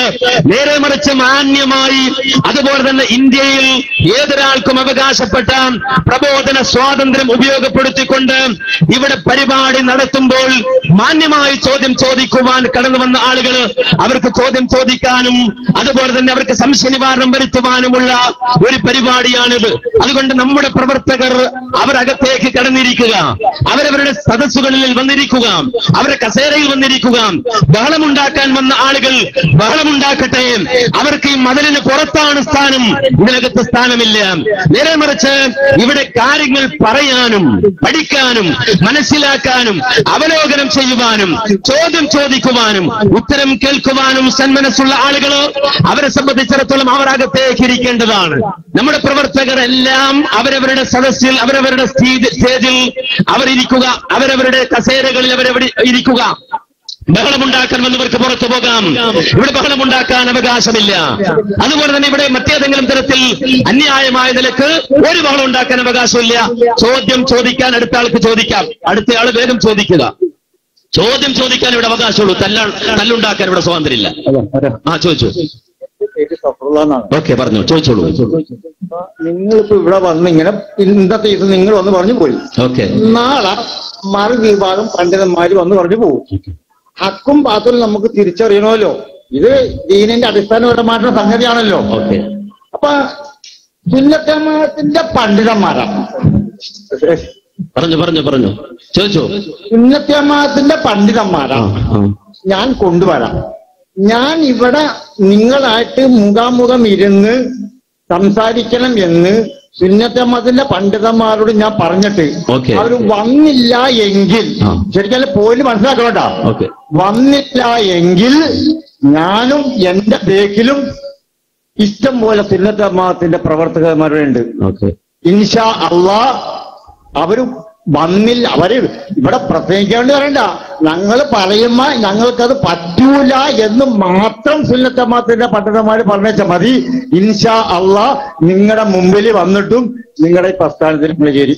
ഇത് നിങ്ങൾ സ്വീകരിക്കാൻ ദീൻ ഇസ്ലാമിന്റെ പേരിൽ നിങ്ങൾ തയ്യാറുണ്ടോ ഇല്ലേ എന്ന്? 100 വട്ടം ഞങ്ങൾ തയ്യാറാണ്. 1 അല്ല 2 അല്ല 3 അല്ല 100 വട്ടം ഞങ്ങൾ തയ്യാറാണ്. ഇൻഷാ അല്ലാഹ് അതുമായി ബന്ധപ്പെട്ട് സുഹൃത്ത് സംസാരിക്കുകയും ഇതിന്റെ കമ്മിറ്റിക്കാരുമായി ബന്ധപ്പെടുകയും ചെയ്യും. ഇൻഷാ അല്ലാഹ്. അപ്പൊ വേറെ കാര്യമുണ്ട്. അപ്പൊ ഒന്ന് എഴുതുന്നതിന് യാതൊരു വിരോധമില്ലല്ലോ. ഇവിടെ നിങ്ങൾ ഒന്ന് ഈ വെല്ലുവിളി വെല്ലുവിളിയല്ല, സോറി, വെല്ലുവിളി അല്ല, ഒരു അഭ്യർത്ഥനയാണ്. ഇത് ഞങ്ങൾ സ്വീകരിച്ച് ഇവിടെയുള്ള ഈ നെട്ടൂർ പ്രദേശത്തുള്ള ആളുകളോട് പറഞ്ഞു. എങ്ങനാ? തീർച്ചയായും ഇൻഷാ അല്ലാഹ് നമുക്കൊന്ന് എഴുതാമല്ലോ. ഒരു പ്രശ്നമില്ല, ഒരു പ്രശ്നമില്ല. അപ്പോ ഇവിടെ മുജാഹിദ് പ്രസ്ഥാനത്തെ സംബന്ധിച്ചിടത്തോളം ഈ വിഷയത്തിൽ ചർച്ചക്കുണ്ടോ എന്നാണ്. കേരളത്തിൽ മുജാഹിദ് പ്രസ്ഥാനത്തെ സംബന്ധിച്ചിടത്തോളം ഇത് ചർച്ച ചെയ്തും അതുപോലെ തന്നെ പരസ്പരം കാര്യങ്ങളെ വിശദീകരിച്ചും അതുപോലെ സംവാദങ്ങൾ നടത്തിയുമാണ് മുജാഹിദ് പ്രസ്ഥാനത്തിന്റെ മുന്നോട്ടുള്ള ഗമനം. നമുക്കറിയാം ഈ നെട്ടൂര് പ്രദേശത്തു തന്നെ അതിനുള്ള ഒരുപാട് സാഹചര്യങ്ങൾ മുമ്പ് കഴിഞ്ഞു പോയിട്ടുണ്ട്. ഇവിടെയുള്ള ഒരുപാട് ദഅവാ പ്രവർത്തനങ്ങളിൽ നമ്മൾ പങ്കാളിയായിട്ടുണ്ട്. കഴിഞ്ഞ ദിവസം നമുക്കറിയാം നമ്മുടെ നാട്ടിലെ ഔദ്യോഗിക സമസ്ത എന്ന് പറയുന്ന കാന്തപുരം ഔദ്യോഗിക സമസ്ത എന്ന് പറയുന്ന EK സമസ്തയുമായിട്ട് ആവള അഥവാ പേരേമ്പ്രക്കടുത്ത ആവളയിൽ വെച്ചുകൊണ്ട് മണിക്കൂറുകൾ നീണ്ട സംവാദം നടന്നിട്ടുണ്ട്. അതിന്റെ സീഡ് നിങ്ങൾക്ക് കിട്ടും. അതിനു മുമ്പ് ചേലേമ്പ്ര എന്ന് പറയുന്ന സ്ഥലത്ത് വെച്ചുകൊണ്ട് നൗഷാദ് ഹസനിയുമായി സംവാദം നടന്നിട്ടുണ്ട്. അതിനു മുമ്പ് ഒരുപാട് സ്ഥലങ്ങളിൽ ഈ എറണാകുളത്തു തന്നെ ഈ സംവാദവും വാദപ്രതിവാദവും നടന്നിട്ടുണ്ട്. മാത്രമല്ല കേരളത്തിൽ അങ്ങോളം ഇങ്ങോളം വളരെ സമാധാനപരമായ അന്തരീക്ഷത്തിൽ മുഖാമുഖങ്ങൾ നടന്നിട്ടുണ്ട്. ഏതാനും ആഴ്ചകൾക്ക് മുമ്പ് പള്ളൂരുത്തിയിൽ നടന്നു, മലപ്പുറത്ത് നടന്നു, അതുപോലെ തന്നെ ആലപ്പുഴയിൽ നടന്നു, കാസർഗോഡ് നടന്നു. അങ്ങനെ ഒരുപാട് സ്ഥലങ്ങളിൽ വാദപ്രതിവാദങ്ങളും ഖണ്ഡന പ്രസംഗങ്ങളും ചർച്ചകളും നടത്തുന്ന ആദർശബോധമുള്ള ഒരു സംഘടനയുടെ വാഗ്ദാക്കളാണ് ഞങ്ങൾ. എന്റെ പ്രിയപ്പെട്ട സുഹൃത്തിന് സംവാദമാണോ ആവശ്യം? കേരള നദുവത്തുൽ മുജാഹിദീൻ എന്ന ഈ ഔദ്യോഗികമായ സംഘടന ഈ കേരളത്തിൽ പ്രവർത്തിക്കുമ്പോൾ ഈ നെട്ടൂരും അതിൻ്റെതായ ഔദ്യോഗിക സ്വഭാവത്തിൽ തന്നെയാണ് പ്രവർത്തിക്കുന്നത്. അതുകൊണ്ട് തന്നെ ആ സംഘടനയുടെ സെക്രട്ടറിയെയും പ്രസിഡന്റിനെയും നിങ്ങൾ സമീപിക്കുക. ലെറ്റർ ഹെഡിൽ തന്നെ കാര്യങ്ങൾ എഴുതി തരുകയും പഠിപ്പിച്ചു തരുകയും വിശദമാക്കുകയും ചെയ്യും. അതിന് മുജാഹിദ് പ്രസ്ഥാനത്തെ സംബന്ധിച്ചിടത്തോളം ഒരു മടിയുമില്ല എന്ന് നാം മനസ്സിലാക്കേണ്ടതുണ്ട്. ഇവിടെ നാം മനസ്സിലാക്കേണ്ട അടിസ്ഥാനപരമായ ഒരു കാര്യം എന്റെ സുഹൃത്തുക്കൾ അറിയണം. ഇവിടെ വളരെ നല്ല നിലക്ക് ഇവിടെ ഈ മുഖാമുഖം നടക്കുമ്പോൾ കാര്യങ്ങൾ ചോദിക്കുകയും മറുപടി പറയുകയും ചെയ്യുമ്പോൾ കാര്യങ്ങൾ ചോദിച്ച് മറുപടി പറയുന്നതിനിടയിൽ വളരെ വ്യക്തമായി കാര്യങ്ങൾ ആളുകൾ ഗ്രഹിച്ചുകൊണ്ടിരിക്കുന്നതിനിടയിൽ വളരെ ആസൂത്രിതമായി ഇത് കലക്കണമെന്ന് ആഗ്രഹിച്ച് ഇവിടെ അടിയുണ്ടാക്കണമെന്ന് ആഗ്രഹിച്ച് ഇവിടേക്ക് കടന്നു വന്ന ചില ആളുകൾ ബോധപൂർവം ഇവിടെ ഈ പ്രശ്നമുണ്ടാക്കുവാനും കലഹമുണ്ടാക്കുവാനുമാണ് ശ്രമിച്ചിട്ടുള്ളത്. ആ വാഹനം പുറത്തേക്ക് പോകാൻ സഹായിക്കേണ്ടതാണ്. അതുകൊണ്ട് ആ വാഹനം പുറത്തേക്ക് വിട്ടുകൊടുക്കുക, ആ വാഹനത്തിലുള്ള ആളെ പുറത്തേക്ക് വിട്ടുകൊടുക്കുക. അവിടെ മറ്റൊരു നിലക്കും പ്രശ്നമുണ്ടാക്കുകയും അതുപോലെ തന്നെ ഇവിടെ അലങ്കോലപ്പെടുത്തുകയും ചെയ്യുമ്പോൾ ബോധപൂർവം ഈ പരിപാടി അലങ്കോലപ്പെടുത്താൻ വന്ന ആളുകളെ സംബന്ധിച്ചിടത്തോളം ആ ആളുകളോട് നല്ല നിലയിൽ തന്നെയാണ് കാര്യങ്ങൾ പറയുന്നത്. നിങ്ങൾ പ്രശ്നമുണ്ടാക്കിയത് കൊണ്ടോ ബഹളം വെച്ചത് കൊണ്ടോ ഈ ആദർശ കൂട്ടായ്മയെയോ ഇതിന്റെ പ്രബോധന പ്രവർത്തനങ്ങളെയോ ഒരിക്കലും നിങ്ങൾക്ക് തടഞ്ഞു നിർത്താൻ സാധ്യമല്ല എന്ന് എന്റെ വിനീതരായ സഹോദരങ്ങൾ മനസ്സിലാക്കണം. നബി സല്ലല്ലാഹു അലൈഹി വസല്ലമയുടെ കാലം മുതൽ പ്രവാചകന്റെ കാലഘട്ടം മുതൽ ഏതൊരു കാലഘട്ടത്തിലും തൗഹീദിന്റെ ശബ്ദവുമായി ആളുകൾ കടന്നു ചെല്ലുമ്പോൾ ഇത്തരം അക്രമവാസനയുള്ള ആളുകൾ അങ്ങോട്ട് കടന്നു വരികയും അതുപോലെ തന്നെ അവർ ബഹളമുണ്ടാക്കുകയും അതുപോലെ തന്നെ അവരുടെ നേരെ കല്ലെറിയുകയും പൂക്കി വിളിക്കുകയും ഒക്കെ ചെയ്തിട്ടുണ്ട്. അത്തരം ഒരുപാട് പ്രതിസന്ധികളെ തരണം ചെയ്തുകൊണ്ടാണ് വിശുദ്ധ ഇസ്ലാം ഈ ലോകത്തിന്റെ മുക്കുമൂലകളിൽ വ്യാപിച്ചിട്ടുള്ളതെങ്കിൽ, വിശുദ്ധ ഇസ്ലാമിന്റെ സന്ദേശം ലോകവ്യാപകമായിട്ടുള്ളതെങ്കിൽ, ആ വിശുദ്ധ ഇസ്ലാമിന്റെ സുന്ദരമായ ആദർശത്തിന് ഒരു കൂക്കിവിളി കൊണ്ടും ഒരു കല്ലെറിയൽ കൊണ്ടും ഒരു അപഹാസം കൊണ്ടും ഒരു ബഹളം വെക്കൽ കൊണ്ടും നഷ്ടമുണ്ടായിട്ടില്ല, വിജയമല്ലാതെ എന്ന് എന്റെ സുഹൃത്തുക്കൾ മനസ്സിലാക്കേണ്ടതുണ്ട്. ശുഐബ് അബീ ത്വാലിബിന്റെ മലഞ്ചെരുവിൽ പട്ടിണി കിടന്ന പ്രവാചകന്റെ പിൻഗാമികളെ സംബന്ധിച്ചിടത്തോളം, മക്കയിൽ നിന്ന് മദീനയിലേക്ക് ഹിജ്റ പോകേണ്ടി വന്ന പ്രവാചകന്റെ അനുയായികളെ സംബന്ധിച്ചിടത്തോളം ലാ ഇലാഹ ഇല്ലല്ലാഹ് മുഹമ്മദുർ റസൂലുള്ളാഹ് എന്ന സുന്ദരമായ ആദർശത്തിന്റെ സുന്ദരമായ വിശ്വാസത്തിന്റെ ആ ഔന്നിത്യം ഉദ്ഘോഷിച്ചതിന്റെ പേരിൽ ഒരുപാട് ആളുകൾക്ക് ബദറിന്റെ രണാങ്കണത്തിൽ ത്യാഗം സഹിക്കേണ്ടി വന്നിട്ടുണ്ട് എങ്കിൽ, ഉഹുദിന്റെ രണാങ്കണത്തിൽ ത്യാഗം സഹിക്കേണ്ടി വന്നിട്ടുണ്ട് എങ്കിൽ, ആ സഹാബത്തിന്റെ ചരിത്രമറിയുന്ന, ആ സഹാബത്തിന്റെ പിന്മുറക്കാരായ തൗഹീദിന്റെ വാഹകരായ ആളുകളെ സംബന്ധിച്ചിടത്തോളം ഇതൊരിക്കലും അവർക്കൊരു പ്രശ്നമായിട്ടോ ഒരു പരാജയമായിട്ടോ അല്ലെങ്കിൽ ഒരു വലിയ കാര്യമായിട്ടോ മനസ്സിലാകുന്നില്ല എന്നറിയേണ്ടതുണ്ട്. നമ്മുടെ പ്രവർത്തകർ വളരെ മാന്യമായ നിലക്ക് അവരവരുടെ സീറ്റുകളിൽ വന്നിരിക്കുക. ബലമുണ്ടാക്കുന്ന ആളുകളെ സംബന്ധിച്ചിടത്തോളം അവരെ നമുക്കറിയാം, അവരാരാണെന്നും അറിയാം, അതുപോലെ തന്നെ അവരുടെ നിലപാടും അറിയാം. അവരെ നമ്മളാരും കാണാത്തവരോ അറിയാത്തവരോ അല്ല. അതുകൊണ്ട് തന്നെ എന്റെ സുഹൃത്തുക്കളെ സംബന്ധിച്ചിടത്തോളം അവര് സദസ്സിൽ വന്നിരിക്കുക, അവര് കസേരകളിൽ വന്നിരിക്കുക. നമ്മളെ സംബന്ധിച്ചിടത്തോളം അള്ളാഹുവിന്റെ വഹ്ദാനിയത്ത്, അവന്റെ ഏകത്വം ലോകത്തോടുറക്കെ പറയുകയല്ലാതെ നമ്മൾക്ക് ബാധ്യതയില്ല. മറ്റൊരു ഉത്തരവാദിത്വവും നമുക്കില്ല. ഈ തൗഹീദിന്റെ സന്ദേശം ഇവിടെ എത്തിച്ചു കൊടുക്കുകയല്ലാതെ മറ്റൊരു ബാധ്യതയും നമുക്കില്ല.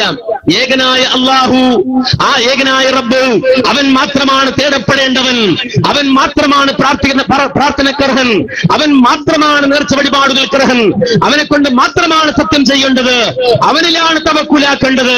ഒരു ജാറത്തിലേക്കും പോയിട്ട് ആ ജാറത്തിൽ കിടക്കുന്ന മഹാത്മാവിനോട് തേടാൻ പാടില്ല. അതുപോലെ മരിച്ചുപോയ ഒരു മഹാത്മാവിനോടും ഇസ്തിഗാസ ചെയ്യാൻ പാടില്ല എന്ന് ലോകത്തമ്പിയാക്കൾ പഠിപ്പിച്ചു പോയ ആദർശമാണെങ്കിൽ, അള്ളാഹുവിന്റെ കലാമായ വിശുദ്ധ ഖുർആൻ ഉദ്ഘോഷിച്ച അടിസ്ഥാനപരമായ ആദർശമാണെങ്കിൽ, ആ ആദർശം ഇവിടെ ഒരു മുജാഹിദാണ് ബാക്കിയുള്ളതെങ്കിൽ ആ മുജാഹിദ് വിളിച്ചു പറയും, ആ മുജാഹിദ് ഉറക്കം പറയും, ആ മുജാഹിദ് ജനങ്ങളെ കേൾപ്പിക്കും. അവിടെ ബഹളമുണ്ടാക്കി, കൂക്കി വിളിച്ച്, തല്ലുണ്ടാക്കി, അടിയുണ്ടാക്കി, അങ്ങനെ ആ പ്രസ്ഥാനം പിരിച്ചുവിട്ട് അതിവിടെ ഇല്ലാതായി പോകും എന്നൊരാളും കരുതരുത്. അങ്ങനെ ആരും വിചാരിക്കരുത്. അതൊക്കെ മൗഢ്യമാണ്.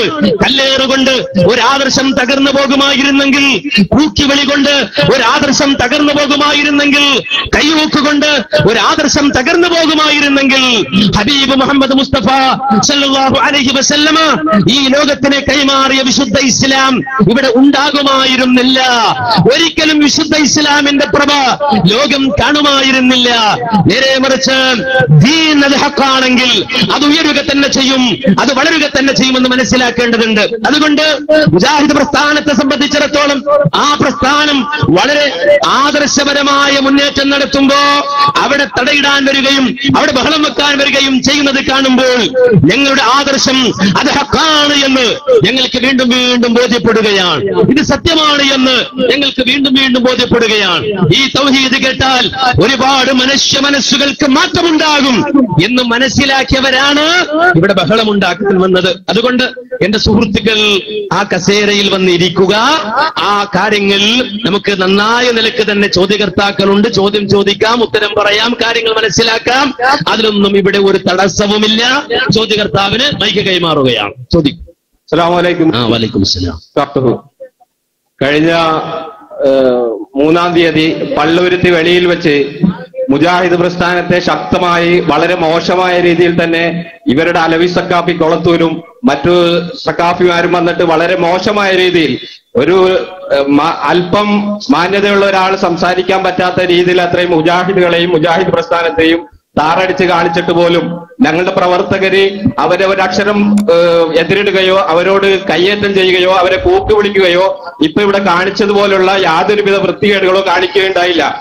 നാളെ അള്ളാഹുവിന്റെ കോടതിയിൽ സത്യം തെളിയുമെന്നുള്ളതിൽ സത്യമായി ധരിക്കണം എന്ന് അള്ളാഹുവിനോട് പ്രാർത്ഥിച്ചുകൊണ്ട് ഞങ്ങളോട് മാറി നിൽക്കുകയാണ് ചെയ്തത്. ഈ സത്യം വെളിപ്പെടണം എന്നുള്ളത് കൊണ്ട് ഈ ശബ്ദമുണ്ടാക്കാൻ വന്നിട്ടുള്ള സഹോദരങ്ങള് നിങ്ങളെ കൂട്ട് ആദർശം മുമ്പ് ഞങ്ങളും കൊണ്ട് നടന്നിട്ടുള്ളതാണ്. അപ്പൊ ഈ ആദർശത്തിലേക്ക് വന്ന് സത്യം മനസ്സിലാക്കി സത്യം കേൾക്കാനുള്ള ആ ഒരു ക്ഷമയെങ്കിലും നമ്മുടെ സഹോദരന്മാരുണ്ടാകണം. ഇത് ലോകത്തിന്റെ എല്ലാ സ്ഥലങ്ങളിലും നടന്നുകൊണ്ടിരിക്കുന്ന പരിപാടികളാണ്. ഇങ്ങനെ കലക്കാൻ വെച്ചാൽ ഒരു പരിപാടിയും ആർക്കും വെക്കാൻ കഴിയില്ല. അപ്പൊ സത്യം മനസ്സിലാക്കുക എന്നുള്ള ഇതാണ്. അപ്പൊ പരിശുദ്ധ ഖുർആനിലേക്കും സുന്നത്തിലേക്കും ക്ഷണിക്കുന്ന ഇതുപോലുള്ള പരിപാടികൾ കലക്കുന്നത് അള്ളാഹുവിനും പ്രവാചകർ സല്ലല്ലാഹു അലൈഹി വസല്ലമക്കും എതിരായിട്ടുള്ളതാണ് എന്ന് സവിനയം എന്റെ സഹോദരങ്ങളോട് ഉണർത്തുകയാണ്. ദയവ് ചെയ്ത് പരിപാടി വിജയിപ്പിക്കുവാൻ വേണ്ടി മറ്റുള്ളവർക്ക് ഇത് മനസ്സിലാക്കുവാൻ വേണ്ടിയുള്ള സാഹചര്യം ഒരുക്കി കൊടുക്കണം. നിങ്ങൾക്ക് നാളെ ഇതുപോലെ വന്ന് വേദി ഉണ്ടാക്കി ചെയ്യാവുന്നതാണ്. അതിനൊന്നും ആർക്കും സ്വാതന്ത്ര്യം നഷ്ടപ്പെടുത്തിയിട്ടില്ല. ഇന്ത്യ ഗവൺമെന്റ് ഇന്ത്യയിലെ നിയമം അനുസരിച്ച് തന്നെയാണ് ഇവിടെ പരിപാടി സംഘടിപ്പിച്ചിട്ടുള്ളത്. ഞങ്ങൾക്ക് അനുശ്വാസിക്കുന്ന പരിപാടി വെച്ചിട്ടാണ് ചോദ്യം ചോദിക്കാനുള്ളത്. അള്ളാഹു അല്ലാത്തവരെ വിളിച്ച് പ്രാർത്ഥിച്ചാൽ, അള്ളാഹു അല്ലാത്തവരോട് സഹായം തേടിയാൽ അതിന് ഉത്തരം കിട്ടുമോ ഇല്ലയോ? അലവി സക്കാഫി കൊളത്തൂര് റബ്ബാണ് എന്ന് വെച്ച് നിങ്ങൾ സഹായം ചോദിക്കരുത്, ചോദിക്കുന്ന വ്യക്തി റബ്ബാണെന്ന് വിചാരിക്കരുത് എന്ന് പറഞ്ഞിട്ടുള്ളൂ. റബ്ബാണെന്ന് വിചാരിച്ചാൽ മാത്രമേ ഷിർക്കാവുകയുള്ളൂ. റബ്ബല്ല എന്നുള്ള രീതിയിൽ ആരോട് സഹായം ചോദിച്ചാലും അത് ഷിർക്കാവുകയില്ല എന്നാണ് അലവി സക്കാഫി കൊളത്തൂര് ഈ കച്ചേരിപ്പടിയിൽ 3-ാം തീയതി പറഞ്ഞത്. അപ്പൊ അതിന്റെ സ്ഥിതി എന്താണ് ഉസ്താദ്? ഒരടിസ്ഥാനവും ഇല്ലാത്ത വാദമാണ്. ലോകത്ത് നമുക്കറിയാം ഒരുപാട് ആളുകൾ അള്ളാഹുവിൽ പങ്കുചേർത്തിട്ടുണ്ട്, അള്ളാഹു അല്ലാത്തവരോട് ദുആ ചെയ്തിട്ടുണ്ട്. ആ ദുആ ചെയ്ത ആളുകൾ ഇവർ അള്ളാഹുവിന് പുറമെയുള്ള റബ്ബുകളാണ്, ഞങ്ങൾ റബ്ബുകളാണ് എന്ന് വിശ്വസിച്ചുകൊണ്ടായിരുന്നു അവയോട് തേടിയത്? അല്ല, നേരെ മറിച്ച് വിശുദ്ധ ഖുർആൻ തന്നെ പറയുകയാണ്, വയഅ്ബുദൂന മിൻ ദൂനില്ലാഹി മാ ലാ യൻഫഉഹും വലാ യദുർറുഹും വലാ യൻഫഉഹും വയഖൂലൂന ഹഉലാഇ ശുഫആഉനാ ഇൻദല്ലാഹ്. അല്ലാഹുവിന് പുറമെ മറ്റു പടപ്പുകൾ അവർ ആരാധിച്ചപ്പോൾ അവയോട് പ്രാർത്ഥിക്കുകയും അവർക്ക് നേർച്ച വഴിപാടുകൾ അർപ്പിക്കുകയും ഒക്കെ ചെയ്തപ്പോൾ അവരതിന് പറഞ്ഞ ന്യായം അല്ലാഹ് പറയുകയാണ്, ഹഉലാഇ ശുഫആഉനാ ഇൻദല്ലാഹ്. ഇവർ ഞങ്ങൾക്ക് അല്ലാഹുവിനോട് അടുക്കുവാൻ, ഞങ്ങളെ അല്ലാഹുവിലേക്ക് അടുപ്പിക്കുവാൻ, ഞങ്ങളുടെ കാര്യം അല്ലാഹുവിനോട് പറയുവാനുള്ള ശുപാർശകരാണ്, ഞങ്ങളുടെ ശുപാർശകരാണ്, ഞങ്ങൾക്ക് ഞങ്ങളുടെ കാര്യം അല്ലാഹുവിനോട് അവതരിപ്പിക്കാനുള്ള ആളുകളാണ് എന്ന നിലക്കാണ് അല്ലാഹുവിന് പുറമെയുള്ള പടപ്പുകളെ അവർ ആരാധിച്ചത് എന്ന് വിശുദ്ധ ഖുർആൻ ഖണ്ഡിതമായി തന്നെ പറയുകയാണ്, വിശുദ്ധ ഖുർആൻ പഠിപ്പിക്കുകയാണ്. മാത്രമല്ല ആ ആയത്തിനെ വിശദീകരിച്ചുകൊണ്ടാണ് ഫഖറുദ്ദീൻ റാസി അദ്ദേഹത്തിന്റെ തഫ്സീറിൽ രേഖപ്പെടുത്തിയത്, വനദീറുഹു ഫീ ഹാദാ സമാൻ ഇസ്തിഗാലു കസീറിൻ മിനൽ ഖൽഖ് ബിതഅലീമി ഖുബൂരിൽ അകാബിരി. അതെ, അതിന് സമാനമായ മക്കയിലെ മുശ്രിക്കുകളായ ആളുകൾ അവർ ചെയ്തതിനു സമാനമായ നമ്മുടെ പ്രവർത്തകർ അകത്തേക്ക് കയറിയിരിക്കുക, അവിടെ ആരും വാദിക്കാൻ നിൽക്കേണ്ട, നമ്മുടെ പ്രവർത്തകരെല്ലാം സ്റ്റേജിലാണ്, കോമ്പൗണ്ടിലാണ്, സദസ്സിലാണ് ഇരിക്കേണ്ടത്, കസേരയിലാണ് ഇരിക്കേണ്ടത്, അവിടെ നിയമപാലകന്മാരുണ്ട്, ബഹളമുണ്ടാക്കുന്ന ആളുകൾ അവരാണ് നോക്കേണ്ടത്, നിങ്ങൾ അകത്തേക്ക് കയറിയിരിക്കുക. അപ്പൊ ഇസ്ലാമിക ലോകത്ത് കഴിഞ്ഞുപോയ പണ്ഡിതന്മാർ, ആ പണ്ഡിതന്മാർ രേഖപ്പെടുത്തി വെച്ചത് അന്ന് ആ ആളുകൾ, മക്കയിലെ മുശ്രിക്കുകളായ ആളുകൾ, അവർ അള്ളാഹുവിനെ സംബന്ധിച്ച് അബദ്ധം വിചാരിക്കുകയും അള്ളാഹുവിന് കൂറുകാരെ ഉണ്ടാക്കുകയും ഞങ്ങളുടെ കാര്യം അള്ളാഹുവിനോട് പറയുന്ന ശുപാർശകരാണിവര് എന്നവർ വാദിക്കുകയും ചെയ്തപ്പോൾ അതിനെ ചൂണ്ടിക്കൊണ്ടാണ് ഇസ്ലാമിക ലോകത്തെ പണ്ഡിതന്മാർ പറഞ്ഞത് അതിന് തത്തുല്യമായ പ്രവർത്തനം തന്നെയാണ് ഇക്കാലഘട്ടത്തിലും ചില ആളുകൾക്കിടയിൽ കാണാൻ കഴിയുന്നത്. എന്താണ് അവർ ചെയ്യുന്നത്? ഇസ്തിഗാലു കസീറിൻ മിനൽ ഖൽഖ് ബിതഅലീമി ഖുബൂരിൽ അകാബിരി. മഹത്തുക്കളുടെ, മഹാന്മാരുടെ ഖബറുകളെ വന്ദിക്കൽ കൊണ്ടവർ വ്യാപൃതരായിരിക്കുന്നു. ഈ ഖബറുകളെ വന്ദിക്കുമ്പോൾ അവരുടെ വിശ്വാസം എന്താണ്? അല ഇഅ്തിഖാദി, ഒരു വിശ്വാസത്തിന്മേലാണ് അവർ അങ്ങനെ ചെയ്യുന്നത്. എന്താണ് ആ വിശ്വാസം? ഇദാ അല്ലമു ഖുബൂറഹും, ഈ ഖബറുകളെ ഇങ്ങനെ വന്ദിച്ചാൽ, ഈ ഖബറുകളെ ബഹുമാനിച്ചാൽ, ഹഉലാഇ ശുഫആഉനാ ഇൻദല്ലാഹ്, ഈ ഖബറിൽ കിടക്കുന്ന ഖബറാളികൾ ഞങ്ങൾക്ക് വേണ്ടി അള്ളാഹുവിനോട് ശുപാർശ പറയും എന്ന വിശ്വാസത്തോടെ ഖബറുകളെ തഅലീം ചെയ്യുന്നത്, ഖബറുകളെ വന്ദിക്കുന്നത്, അത് മക്കയിലെ മുശ്രിക്കുകളായ ആളുകൾ വിശ്വസിച്ചു പോകുന്ന വിശ്വാസങ്ങൾക്കും അവരുടെ ആചാരങ്ങൾക്കും തുല്യമായതാണ് എന്ന് ഇസ്ലാമിക ലോകത്തെ പണ്ഡിതന്മാർ രേഖപ്പെടുത്തുമ്പോൾ ഞാൻ തേടുന്ന ഒരാള് അല്ലെങ്കിൽ ഞാൻ പ്രാർത്ഥിക്കുന്ന ഒരാള് അയാൾ റബ്ബാണെന്ന് വിചാരിച്ചുകൊണ്ട് ഞാൻ പ്രാർത്ഥിച്ചാലും, ഇനി അതല്ല റബ്ബല്ല അള്ളാഹുവിന്റെ പടപ്പാണ് എന്ന് വിശ്വസിച്ചുകൊണ്ട് പ്രാർത്ഥിച്ചാലും ഒരുപോലെ തന്നെ ശിർക്കാണ്. എന്തുകൊണ്ട്? അത് ഇബാദത്താണ്. പ്രാർത്ഥന എന്നത് ഇബാദത്താണ്. ആ ഇബാദത്ത് അള്ളാഹുവല്ലാത്ത ഒരു പടപ്പിനും പോയിക്കൂടാ, അള്ളാഹുവല്ലാത്തൊരു പടപ്പിലേക്കും തിരിഞ്ഞുകൂടാ, അള്ളാഹുവല്ലാത്തൊരു പടപ്പിലേക്കും ആയിക്കൂടാ. ഏതുപോലെ നമസ്കാരം ഇബാദത്താണ്. ആ നമസ്കാരമാകുന്ന ഇബാദത്ത് അള്ളയല്ലാത്തൊരു പടപ്പിന് കൊടുക്കുന്നു. ഞാൻ പറയാണ് അള്ളയല്ല, നേരെ മറിച്ച് ഒരു പടപ്പ് മാത്രമാണ്, അത് റബ്ബല്ല, നേരെ മറിച്ച് ഒരു പടപ്പാണ്, എങ്കിലും ഞാൻ അയാൾക്ക് വേണ്ടി നമസ്കരിക്കുകയാണ് എന്ന് പറഞ്ഞാൽ അയാൾ റബ്ബല്ല എന്ന വിശ്വാസം ഇയാൾക്കുള്ളത് കൊണ്ട് അത് ശിർക്കാകാതിരിക്കില്ല. നേരെ മറിച്ച് അള്ളയല്ലാത്ത ഒരു പടപ്പ് അത് അതേ റബ്ബാണെന്ന് വിശ്വസിച്ചുകൊണ്ടാണെങ്കിലും, ഇനി അതല്ല റബ്ബല്ല എന്ന് വിശ്വസിച്ചുകൊണ്ടാണെങ്കിലും ആ നമസ്കാരം അവക്ക് കൊടുത്താൽ അത് ശിർക്കാണ്. എന്തുകൊണ്ട്? നമസ്കാരം ഇബാദത്താണ്, തഅബ്ബുദിയായി തന്നെ ഇബാദത്താണ്, അതുകൊണ്ടാണ് അത് ശിർക്കാകുന്നത്. ഇതുപോലെ പ്രാർത്ഥന ഇബാദത്താണ്, അതിൽ തർക്കിക്കരുത്. ഒരാൾക്കും തർക്കം വേണ്ട, ഒരാളും അതിൽ തർക്കം ഉന്നയിക്കാനും പാടില്ല. കാരണം നമ്മളെല്ലാവരും ലാ ഇലാഹ ഇല്ലല്ലാഹ് എന്ന് പ്രഖ്യാപിക്കുന്നവരാണെങ്കിൽ ലാ ഇലാഹ ഇല്ലല്ലാഹ് എന്ന് പ്രഖ്യാപിക്കുന്നവനെ സംബന്ധിച്ചിടത്തോളം അവൻ പ്രഖ്യാപിക്കുന്നത് ലാ മഅബൂദ ഫിൽ വുജൂദി ബിഹഖ്ഖൻ ഇല്ലല്ലാഹ്, യഥാർത്ഥത്തിൽ അല്ലാഹുവല്ലാതെ ഇബാദത്തിന് അർഹനില്ല, അല്ലാഹുവല്ലാതെ ഒരു പടപ്പിനോട് ഒരു പടപ്പും ആരാധനക്കർഹനായിട്ടില്ല എന്നതാണെങ്കിൽ ഈ പ്രാർത്ഥന എന്നത് ഇബാദത്താകുമ്പോൾ ആ ഇബാദത്ത് അല്ലാഹുവിന് മാത്രം അവകാശപ്പെട്ടതാണ്. വേറൊരു പടപ്പിനത് കൊടുത്തുകൂടാ. ഇതിൽ തർക്കമാണോ? വേണ്ട. കാരണം ഹബീബ് മുഹമ്മദ് മുസ്തഫ സല്ലല്ലാഹു അലൈഹി വസല്ലമ തന്നെ പറഞ്ഞു, അദ്ദുആഉ ഹുവൽ ഇബാദ, പ്രാർത്ഥന അത് ആരാധനയാണ്. ഇതിനൊരു തർക്കമാണോ മുസ്ലിമിന്? പ്രാർത്ഥന ആരാധനയാണെന്ന് എന്റെ പ്രവാചകൻ, നിങ്ങളുടെ പ്രവാചകൻ, ലോകത്തിന്റെ പ്രവാചകൻ ഹബീബ് മുഹമ്മദ് മുസ്തഫ സല്ലല്ലാഹു അലൈഹി വസല്ലമ പറഞ്ഞാൽ പിന്നെ നമ്മൾ തർക്കിക്കാൻ നിൽക്കണോ? പിന്നെ ഏതെങ്കിലും ഒരു പടപ്പിന് കൊടുക്കണോ? പിന്നെ ഏതെങ്കിലും ഒരു ജാറത്തിൽ കൊടുക്കണോ? പിന്നെ ഏതെങ്കിലും ഒരു വലിയന് കൊടുക്കണോ? പാടില്ല. അത് ഇനി അദ്ദുആഉ ഹുവൽ ഇബാദ എന്ന് പറഞ്ഞാൽ പ്രാർത്ഥന അത് ആരാധനയാണ് എന്ന് മുജാഹിദുൽ കള്ളയർത്ഥം പറയുകയാണ്. അതിന്റെ അർത്ഥം അങ്ങനെയല്ല എന്നാണോ നിങ്ങൾ വാദിക്കുന്നത്? എങ്കിൽ മലയാളത്തിൽ നിങ്ങൾക്ക് വാങ്ങാൻ കിട്ടുന്ന അൽ മവാഹിബുൽ ജലിയ എന്ന തഴവ മുഹമ്മദ് കുഞ്ഞു മൗലവി എഴുതിയ അദ്ദേഹത്തിന്റെ പദ്യസമാഹാരമുണ്ടല്ലോ, നമുക്കെല്ലാവർക്കും പരിചയമുണ്ടാകും. ഖബറിനെ സംബന്ധിച്ച് അദ്ദേഹം എഴുതിയ വരികൾ നമ്മുടെയൊക്കെ നാവുകളിൽ ഉണ്ടാകും, നമ്മളൊക്കെ കേട്ടിട്ടുണ്ടാകും. ഖബറെന്നു കേട്ടാൽ തൽക്ഷണം ഞെട്ടേണ്ടതാ, കണ്ടാലുടൻ വാവിട്ടു നീ കരയേണ്ടതാ, മേടക്ക് പകരം മാളമാ സുബ്ഹാന റബ്ബി അതിൽ കിടക്കേണ്ടതാണ് സുമാന. ഈ പാട്ട് എഴുതിയ, ഈ വരികൾ എഴുതിയ അതേ തഴവ മുഹമ്മദ് കുഞ്ഞു മൗലവി അദ്ദേഹം തന്നെ ഈ ഹദീസിന്റെ അർത്ഥം എഴുതി അദ്ദേഹത്തിന്റെ അൽ മവാഹിബുൽ ജലിയയിൽ. ഏത് ഹദീസിന്റെ അർത്ഥം? അദ്ദുആഉ ഹുവൽ ഇബാദ എന്ന ഹദീസിന്റെ അർത്ഥം എന്താണ്? അർത്ഥം പ്രാർത്ഥന ഇബാദത്താ ഹബീബേ എന്ന് നുഅ്മാനവർ പറയുന്നു നബിയിൽ നിന്ന്. അത് മാത്രമല്ല ഇബാദത്തിനത് മജ്ജയാ എന്നും ഹദീസിൽ വന്നതും ശരി തന്നെയാ. പ്രാർത്ഥന അത് ഇബാദത്താണ് ഹബീബേ എന്ന് നുഅ്മാൻ ഇബ്നു ബശീറിൽ നിന്ന് റിപ്പോർട്ട് ചെയ്യുന്ന ഹദീസിലുണ്ട്. എന്നാൽ സഹോദരങ്ങളെ, ഇതുപോലും അറിയാതെ ചില പാവങ്ങളായ ആളുകളെ കൊണ്ട് അള്ളയല്ലാത്തവരോട് പ്രാർത്ഥിപ്പിക്കുകയും എന്നിട്ട് അതാണ് ഇസ്ലാം എന്ന് ഇവിടെ പഠിപ്പിക്കുകയും ചെയ്യുകയാണ്. അതാണ് ദീൻ. അള്ളയല്ലാത്തവരോട് പ്രാർത്ഥിക്കുക എന്നിട്ട് അതാണ് ദീൻ എന്ന് പറഞ്ഞു പഠിപ്പിക്കുക. ഈ സാധുക്കളായ ആളുകൾ മരിക്കുന്നത് വരെ അള്ളയല്ലാത്തവരോട് പ്രാർത്ഥിച്ചുകൊണ്ട് ജീവിച്ച് അവസാനം അള്ളാഹുവിന്റെ കോട്ടിലെത്തുമ്പോൾ നഷ്ടക്കാരായി മാറുന്നു, പരാജിതരായി മാറുന്നു. നിങ്ങൾ മനസ്സിലാക്കണം, ഇവിടെ അള്ളയല്ലാത്തവരോട് ഞങ്ങൾ ആരും പ്രാർത്ഥിക്കുന്നില്ല എന്നാണ് ആദ്യത്തെ ചോദ്യകർത്താവ് തന്നെ പറഞ്ഞത്. ആരാ ഇവിടെ പ്രാർത്ഥിക്കുന്നത്? എന്നാൽ അവർ തന്നെ പരസ്യമായി സമ്മതിച്ചതാണിത്. സുന്നത്ത് മാസിക എന്ന ഇവരുടെ സുന്നത്ത് മാസികയിൽ 2007 ഏപ്രിൽ എഴുതിയത് എന്താണെന്നറിയുമോ? യാ സയ്യിദ സാദാതി ജിതുക ഫാസിദ അർജു ഹിമാക ഫലാ തുഖയ്യിബ് മഖ്സദി.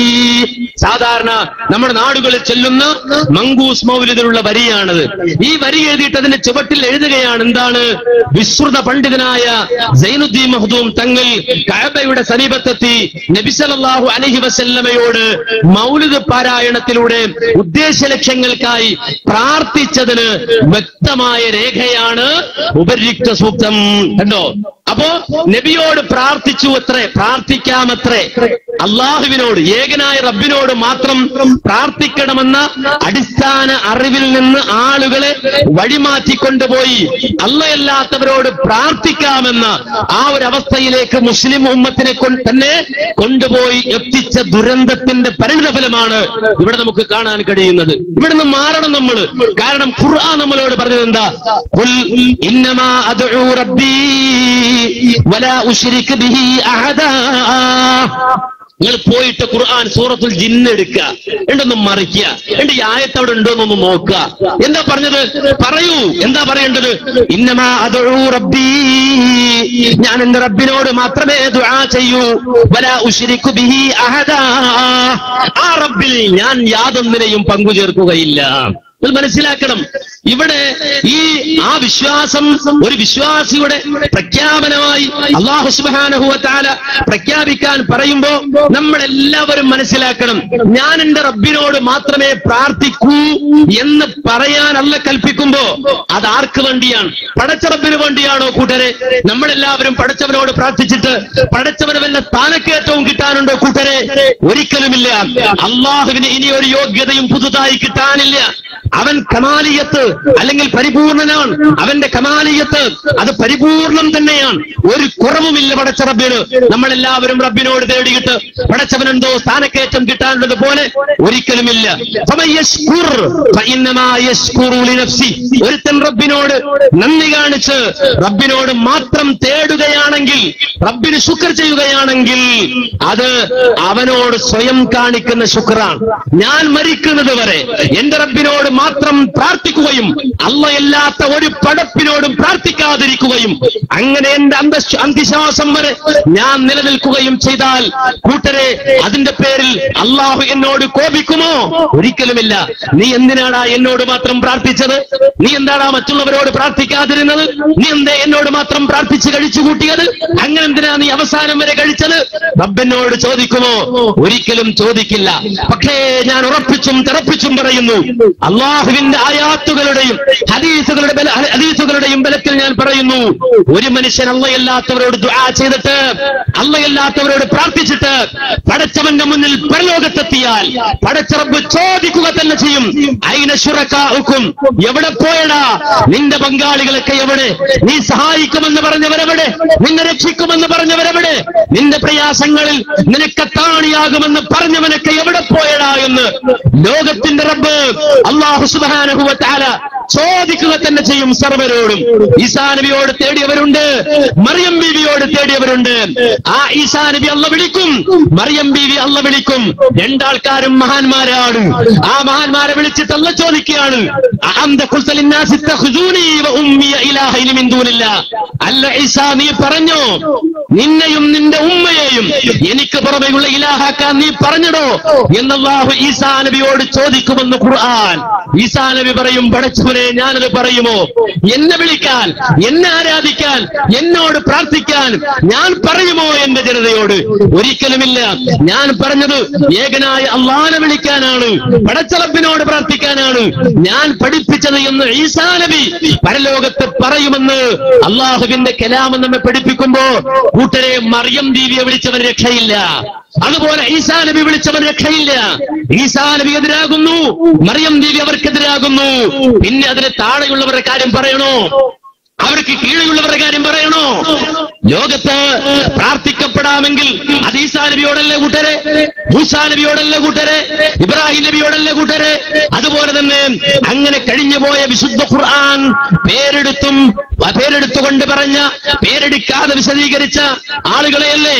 പക്ഷേ അവരോടൊന്നും തന്നെ നമുക്കറിയാം, മുഹമ്മദ് നബി പ്രാർത്ഥിക്കുകയോ സ്വഹാബത്തിനോട് അവരോട് തേടാൻ പറയുകയോ ചെയ്തിട്ടില്ല എങ്കിൽ അതിൽ നിന്ന് വ്യത്യസ്തമായി ഒരുപാട് കേന്ദ്രങ്ങളിൽ മുസ്ലിം ഉമ്മത്ത് പോവുകയും അവരോട് ദുആ ചെയ്യുകയും ചെയ്യുമ്പോ, അവരോട് പ്രാർത്ഥിക്കുമ്പോ, പ്രാർത്ഥിക്കാൻ ആവശ്യപ്പെടുമ്പോൾ, പ്രാർത്ഥിക്കുവാൻ പ്രേരിപ്പിക്കുമ്പോൾ ഒരു മുസ്ലിമിന്റെ ബാധ്യത എന്താണ്? ആ ബാധ്യത സമാധാനപരമായി, ഒരാളുടെയും മക്കിട്ട് കയറാതെ വളരെയധികം സമാധാനപരമായി ഇന്ത്യ രാജ്യത്ത് ഏതൊരാൾക്കും ഉള്ള സ്വാതന്ത്ര്യം ഉപയോഗപ്പെടുത്തി. നിങ്ങൾ ചിന്തിക്ക്, ഇന്ത്യ രാജ്യം വളരെ നല്ല ഒരു രാജ്യമാണ്. ഇന്ത്യക്ക് സ്വാതന്ത്ര്യം കിട്ടിക്കൂട്ടരെ?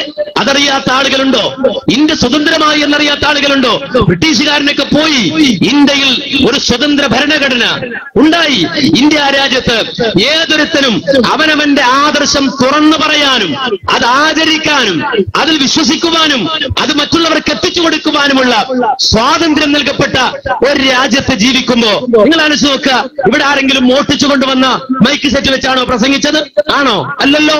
അതുപോലെ തന്നെ ആരുടെയെങ്കിലും ഒരിടത്ത് അനധികൃതമായി കയറിയിട്ടാണോ പ്രസംഗിച്ചത്? അല്ലല്ലോ. പെർമിഷൻ ഇല്ലാതെയാണോ പ്രസംഗിച്ചത്? അല്ലല്ലോ.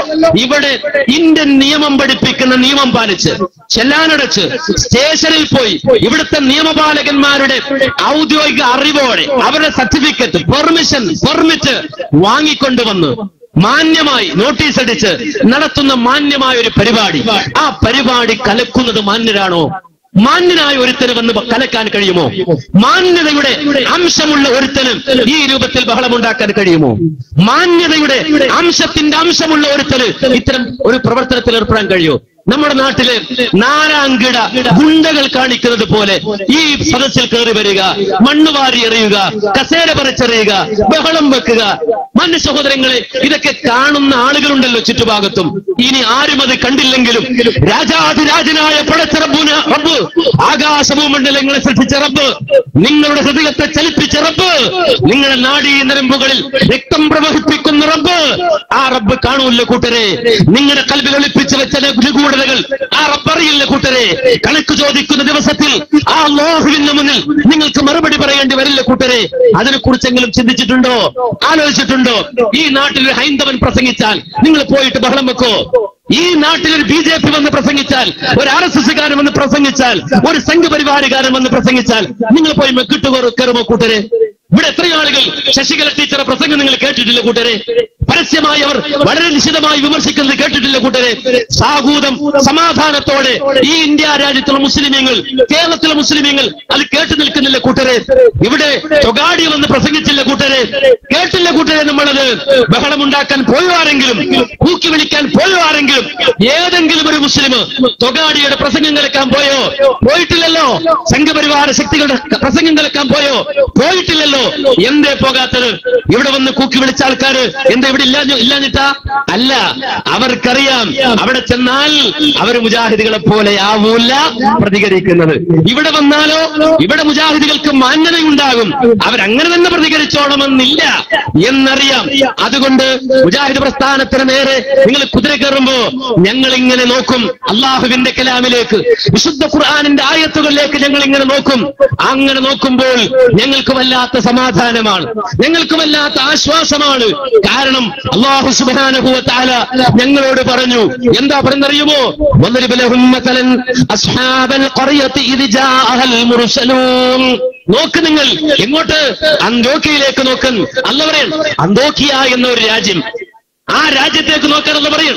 എന്റെ സുഹൃത്തുക്കൾ എല്ലാവരും അങ്ങോട്ട് ആരും പ്രയാസപ്പെടേണ്ട. ആര് വന്നാലും പുറകിലൂടെ വന്ന് ആക്രമിക്കുന്നവൻ ഭീരുവാണ്. ഇങ്ങോട്ട് നോക്കിക്കുക. പുറകിലൂടെ ആരെങ്കിലും വരുമെന്ന് വിചാരിച്ച പേടിക്കണ്ട. പുറകിലൂടെ വന്ന് ആക്രമിക്കുന്നവൻ ഭീരുവാണ്. ഒരു ബേജാറാണ്ട. നിങ്ങൾ ഇങ്ങോട്ട് നോക്കുക. ഇതൊരുത്തം പുറകിലൂടെ വന്ന് തല്ലുകയാണെങ്കിൽ തല്ലിയിട്ട് പോട്ടെ, ഒരു പുതിയല്ലേ. അതൊന്നും ആരും ബേജാറാകണ്ട. ഖുർആൻ പറയണം. നോക്ക്, വദരിബ ലഹും മസലൻ അസ്ഹാബൽ ഖറിയ. ആ നാട്ടുകാരെ കുറിച്ച് പറഞ്ഞു കൊടുക്ക് നബിയേ. ഏതാ നാട്? അന്തോക്കി എന്ന നാട്. ആ നാട്ടുകാരെ കുറിച്ച് പറഞ്ഞു കൊടുക്കാൻ അല്ലാഹു പറയാണ്. വദരിബ ലഹും മസലൻ അസ്ഹാബൽ ഖറിയ ഇദ് ജാഅൽ മുർസലൂൻ. അന്തോക്കിയ എന്ന രാജ്യത്തേക്ക് അല്ലാഹു സുബ്ഹാനഹു വ തആല പ്രവാചകന്മാരെ പറഞ്ഞു വിട്ടു, നബിമാരെ പറഞ്ഞു വിട്ടു. ആ നബിമാരെവിടെ വന്നു? പ്രവാചകന്മാരെവിടെ വന്നു? പ്രവാചകന്മാരെവിടെ വന്നുകൊണ്ട് എന്താണ് അവർ ചെയ്തത്? ജനങ്ങളുടെ മെക്കിട്ട് കയറുകയാണോ? ഒരിക്കലുമല്ല. ആരെങ്കിലും ആക്രമിക്കുകയാണോ? ഒരിക്കലുമല്ല. നേരെ മറിച്ച് പ്രവാചകന്മാർ കടന്നു വന്നുകൊണ്ട് അല്ലാഹുവിനെ സംബന്ധിച്ച് അവരോട് പറയുന്നു, പടച്ച റബ്ബിനെ കുറിച്ച് പറയുന്നു. ആദ്യം ആ നാട്ടിലേക്ക് വന്നത് രണ്ട് നബിയാണ്, രണ്ട് പ്രവാചകനാണ്. അതേ ഇത് അർസൽനാ ഇലൈഹി മുസ്നൈൻ. രണ്ട് നബി ആ നാട്ടിലേക്ക് കടന്നു വരുന്നു, രണ്ട് പ്രവാചകൻ കടന്നു വരുന്നു. എന്നിട്ട് ആ രണ്ട് പ്രവാചകന്മാർ ചെന്നുകൊണ്ട് അവരോട് തൗഹീദ് പറയുമ്പോ, അല്ലാഹുവിനെ സംബന്ധിച്ച് പറയുമ്പോ, ഏകനായ ഇലാഹിനോട് മാത്രം തേടണമെന്ന് പറയുമ്പോ, ഫകദ്ദബൂഹുമാ. ആ ജനത, അന്തോക്കിയിലുള്ള ജനത, അവരെ കളവാക്കുകയാണ്. അവരെ അതുപോലെ തന്നെ അവരെ കളവാക്കി വ്യാജമാക്കി തള്ളുകയാണ്. ആ ഘട്ടത്തിൽ മൂന്നാമതൊരു നബിയെ കൂടി അല്ലാഹ് നാട്ടിലേക്ക് പറഞ്ഞു വിടുന്നു.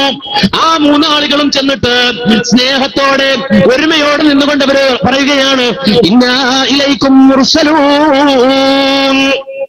ഞങ്ങൾ പ്രവാചകന്മാരാണ്, നിങ്ങളോട് തൗഹീദ് പറയാൻ വേണ്ടി അല്ലാഹ് അയച്ച പ്രവാചകന്മാരാണ് ഞങ്ങൾ.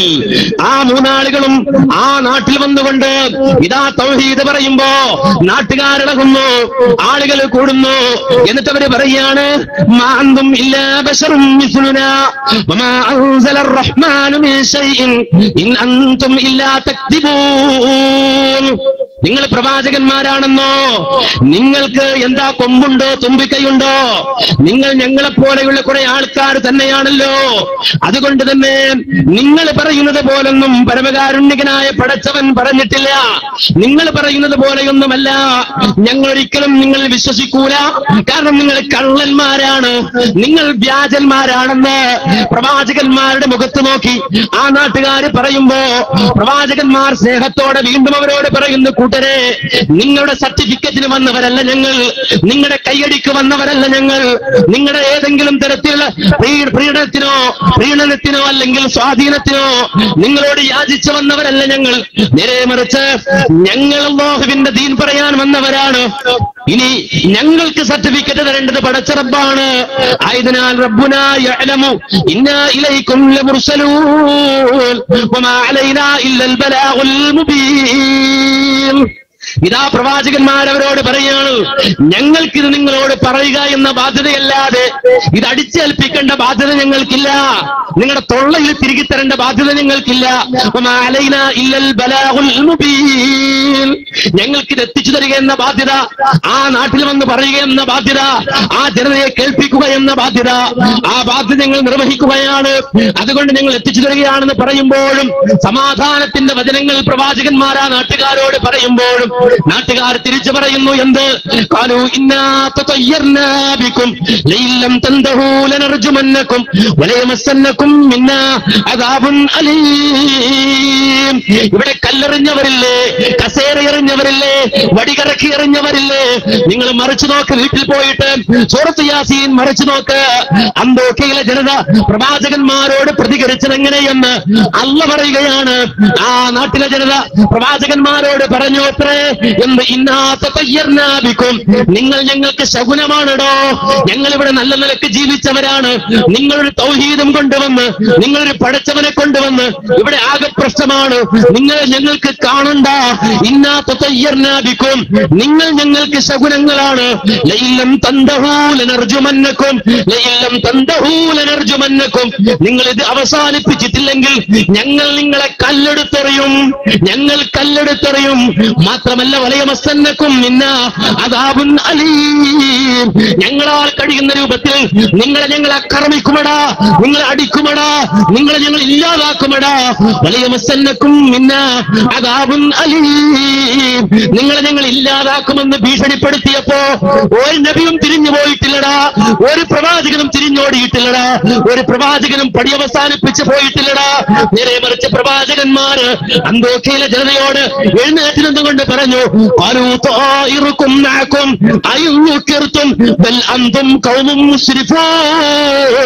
അല്ല ജനങ്ങളെ, ഞങ്ങൾ ശകുനമാണെന്നോ? ഏകനായ ഇലാഹിനെ കുറിച്ച് പറയാൻ വന്ന, തൗഹീദ് പറയാൻ വന്ന, ലാ ഇലാഹ ഇല്ലല്ലാഹ് പറയാൻ വന്ന, ഏകനായ റബ്ബിനോട് മാത്രം പ്രാർത്ഥിക്കണമെന്ന് പറയാൻ വന്ന ഞങ്ങൾ ശകുനമാണെന്നോ? നിങ്ങളെല്ലടോ ശകുനം മുഴുവൻ ഹോൾസെയിലായി വാങ്ങിവെച്ചത്? അത് സർവശകുനങ്ങളും നിങ്ങളുടെ കൂടെ ഉണ്ടല്ലോ. എല്ലാ ശകുനങ്ങളും നിങ്ങളുടെ കൂടെ ഉണ്ടല്ലോ.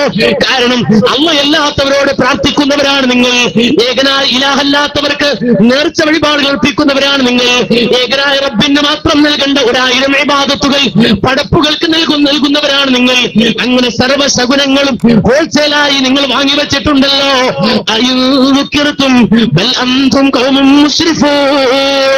നിങ്ങൾ നിങ്ങളെപ്പറ്റി ചിന്തിച്ചിട്ടുണ്ടോ? നിങ്ങൾ സ്വയം ഒരു വിചാരണ നടത്തിയിട്ടുണ്ടോ? നിങ്ങൾ എത്രമാത്രം അതിൽ വിട്ടുപോയവരാണെന്ന്, അള്ളാന്റെ ദീനിൽ നിന്ന് എത്രമാത്രം അകന്നുപോയവരാണെന്ന്, പടച്ചറപ്പിന്റെ വിധികളെ എത്രമാത്രം കാറ്റിൽ പറത്തിയവരാണെന്ന്, തൗഹീദിന്റെ വചനങ്ങളെ എത്രമാത്രം പുച്ഛിച്ചവരാണെന്ന്, അള്ളാഹുവിന്റെ വിധിവിലക്കുകളെ എത്രമാത്രം അവഗണിച്ചവരാണെന്ന് നിങ്ങൾ ചിന്തിച്ചിട്ടുണ്ടോ? ആലോചിച്ചിട്ടുണ്ടോ എന്ന് പ്രവാചകന്മാർ ആ നാട്ടിൽ കടന്നു വന്ന്, അന്തോഖിയിൽ കടന്നു വന്നുകൊണ്ട് അവർക്കിടയിൽ ദഅവത്ത് നടത്തുമ്പോ ആ നാട്ടുകാർ പ്രവാചകരെ എതിർക്കുമ്പോ ഖുർആൻ പറയാണ്, പ്രതീക്ഷയുടെ ഭാഗമായി കൊണ്ട് തന്നെ, ഈമാനുള്ളവർ പ്രതീക്ഷയായിക്കൊണ്ട് തന്നെ പറയുന്നു,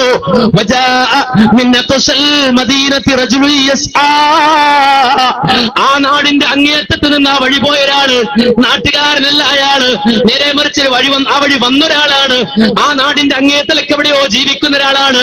അയാൾ വന്നു ഇങ്ങനെ നോക്കുമ്പോ പ്രവാചകന്മാർ ദഅവത്ത് നടത്തുന്നു, വേറെ കുറെ ആളുകൾ ഭീഷണിപ്പെടുത്തുന്നു.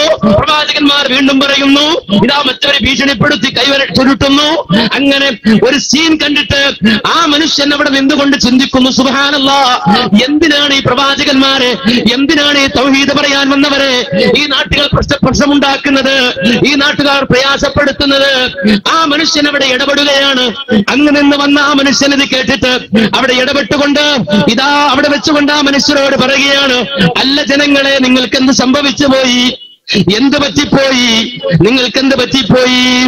ഇത്തബിഉൽ മുർസലീൻ യാ ഖൗം ഇത്തബിഉൽ മുർസലീൻ, നിങ്ങൾ ഈ മുർസലീങ്ങളെ പിൻപറ്റ്. ഇത്തബിഉ മൻ ലാ യസ്അലുക്കും അജ്റൻ വഹും മുഹ്തദൂൻ, അവർ നിങ്ങളോട് കൈമടക്ക് ചോദിക്കാൻ വന്നോ? അവർ നിങ്ങളോട് എന്തെങ്കിലും കൂലി ചോദിച്ചോ? നിങ്ങളോട് പ്രതിഫലം ചോദിച്ചോ? നിങ്ങളുടെ പോക്കറ്റിൽ കൈയിടാൻ അവർ വന്നോ? ഇല്ലല്ലോ. ഒന്നും ചോദിക്കാതെ അവർ നിങ്ങൾക്ക് ദീൻ പറഞ്ഞു തരികയല്ലേ ചെയ്തത്. അതുകൊണ്ട് തന്നെ അവരാണ് ഹിദായത്തിന്റെ കക്ഷികൾ. അതുകൊണ്ട് നിങ്ങൾ ഇത് കേൾക്ക്, ഈ നബിമാര് പറയുന്നത് കേൾക്ക്, ഈ തൗഹീദ് കേൾക്ക്. എന്നിട്ട് ആ മനുഷ്യന് കാര്യം പിടികിട്ടിയപ്പോ അവിടെ വെച്ചുകൊണ്ട് അദ്ദേഹം തന്റെ നിലപാട് വ്യക്തമാക്കുകയാണ്. എന്താണ് നിലപാട്? വമാലിയല അഅ്ബുദുല്ലദീ ഫതറനീ വഇലൈഹി തുർജഊൻ അത്തഖിദു മിൻ ദൂനിഹി ആലിഹ യുരിദുർ റഹ്മാൻ ബിദുർരിൻ ലാ തുഗ്നി അന്നീ ശഫാഅത്തുഹും ശൈഅൻ വലാ യുൻഖിദൂൻ.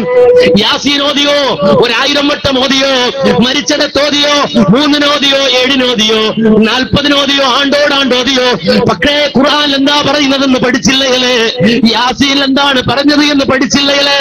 അതിലെന്താ അള്ളാഹു പഠിപ്പിച്ചത് എന്ന് മനസ്സിലാക്കിയില്ലല്ലേ? ആ മനുഷ്യൻ അവിടെ വെച്ചുകൊണ്ട്, ആ സാഹിബുൻ നജ്ജാർ ഹബീബ് യാസീൻ അവിടെ വെച്ചുകൊണ്ട് ഉറക്കെ പറയുകയാണ്. എന്താ പറയുന്നത്?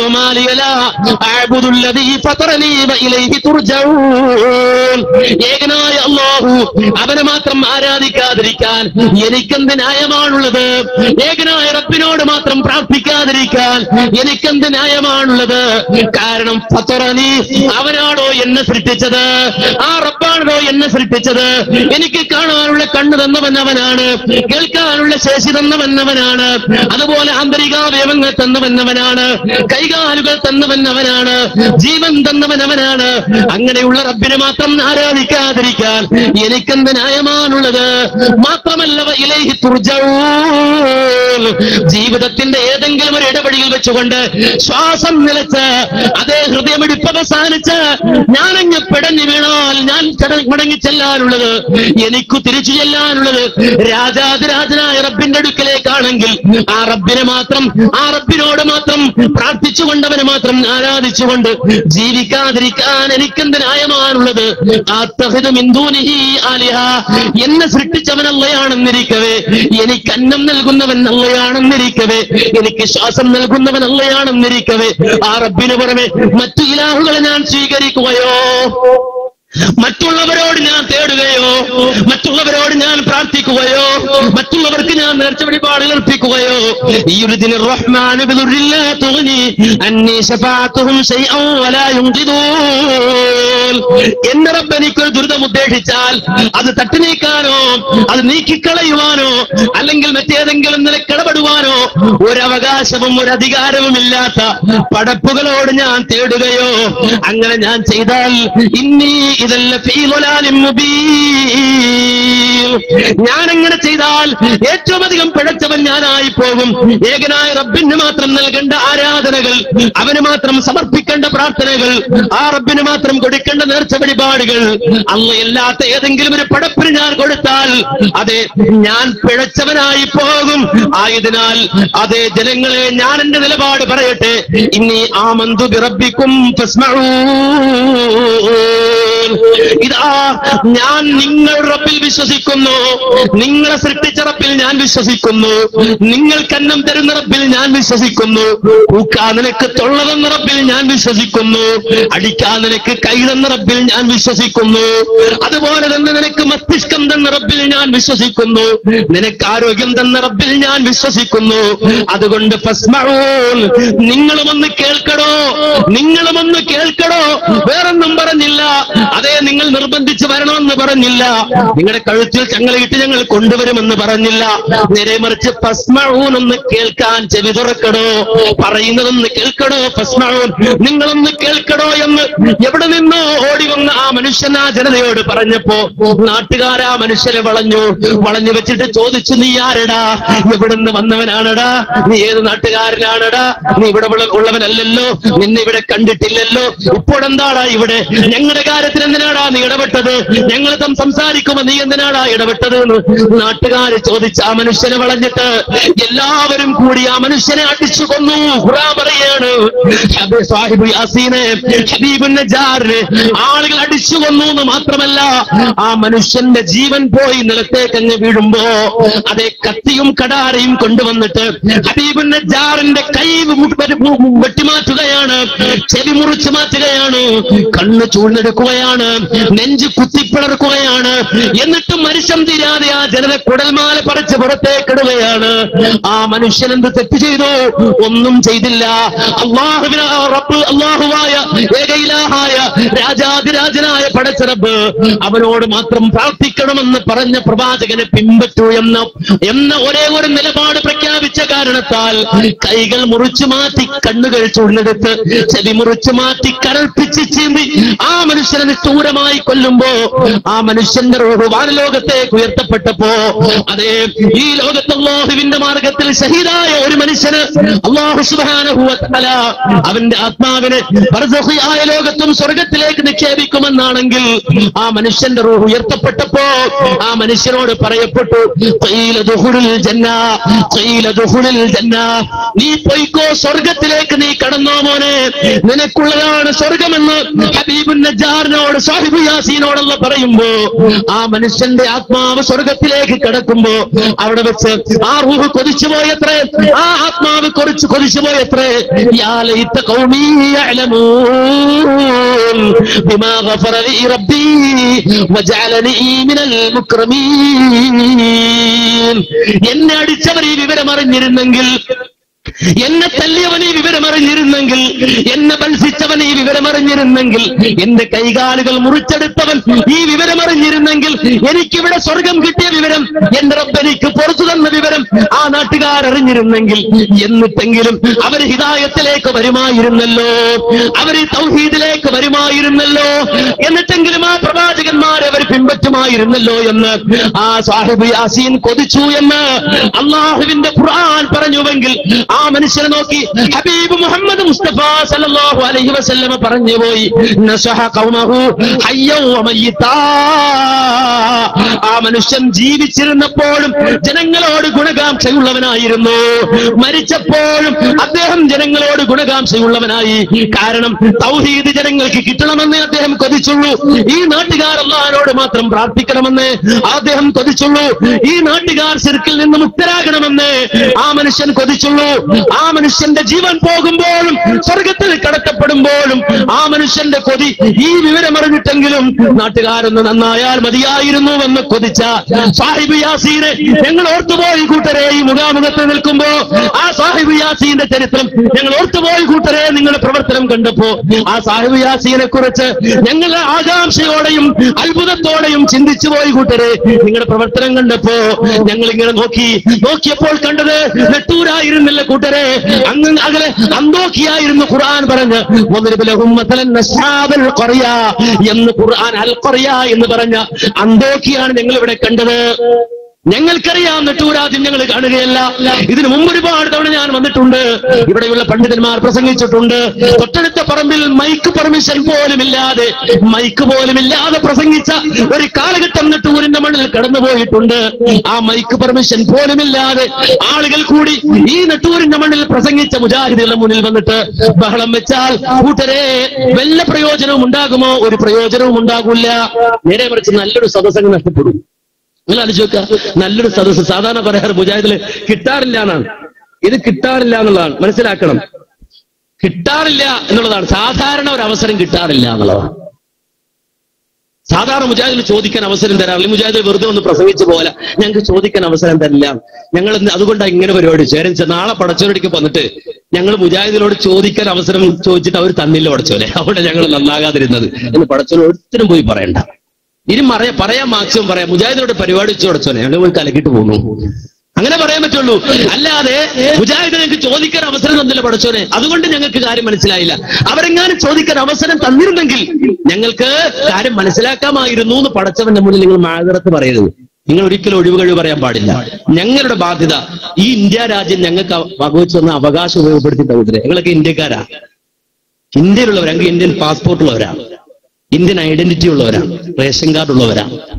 ഇന്ത്യ രാജ്യത്ത് ഇന്ത്യയുടെ ഭരണഘടനയുടെ കീഴില് ഇന്ത്യൻ റിപ്പബ്ലിക്കില് വോട്ട് ചെയ്ത് ജീവിക്കുന്ന ഇന്ത്യൻ പൗരന്മാരാ. എനിക്ക് അവകാശമുണ്ട് ഇന്ത്യ രാജ്യത്ത്. ഈ ഇരിക്കുന്ന ഓരോരുത്തർക്കും അവകാശമുണ്ട്, നിങ്ങൾക്കും അവകാശമുണ്ട്. നിങ്ങളൊരു പരിപാടി ഞങ്ങളൊന്നും കലക്കാൻ പാടില്ല. കാരണം അത് ഭരണഘടനാ വിരുദ്ധമാണ്. പഠിച്ചോ, ഇന്ത്യക്ക് സ്വാതന്ത്ര്യം കിട്ടി, ഇതുവരെ അതും മനസ്സിലാക്കിയില്ല. ഇന്ത്യ സ്വാതന്ത്ര്യം കിട്ടി പറഞ്ഞില്ല. ഇവിടുന്ന് ബ്രിട്ടീഷുകാർ പോയി അടിമത്വമൊക്കെ പോയി ഇവിടെ സ്വതന്ത്രരായ മനുഷ്യന്മാരൊക്കെ എന്ന വിവരം അറിഞ്ഞിട്ടില്ല, അതും അറിയില്ല.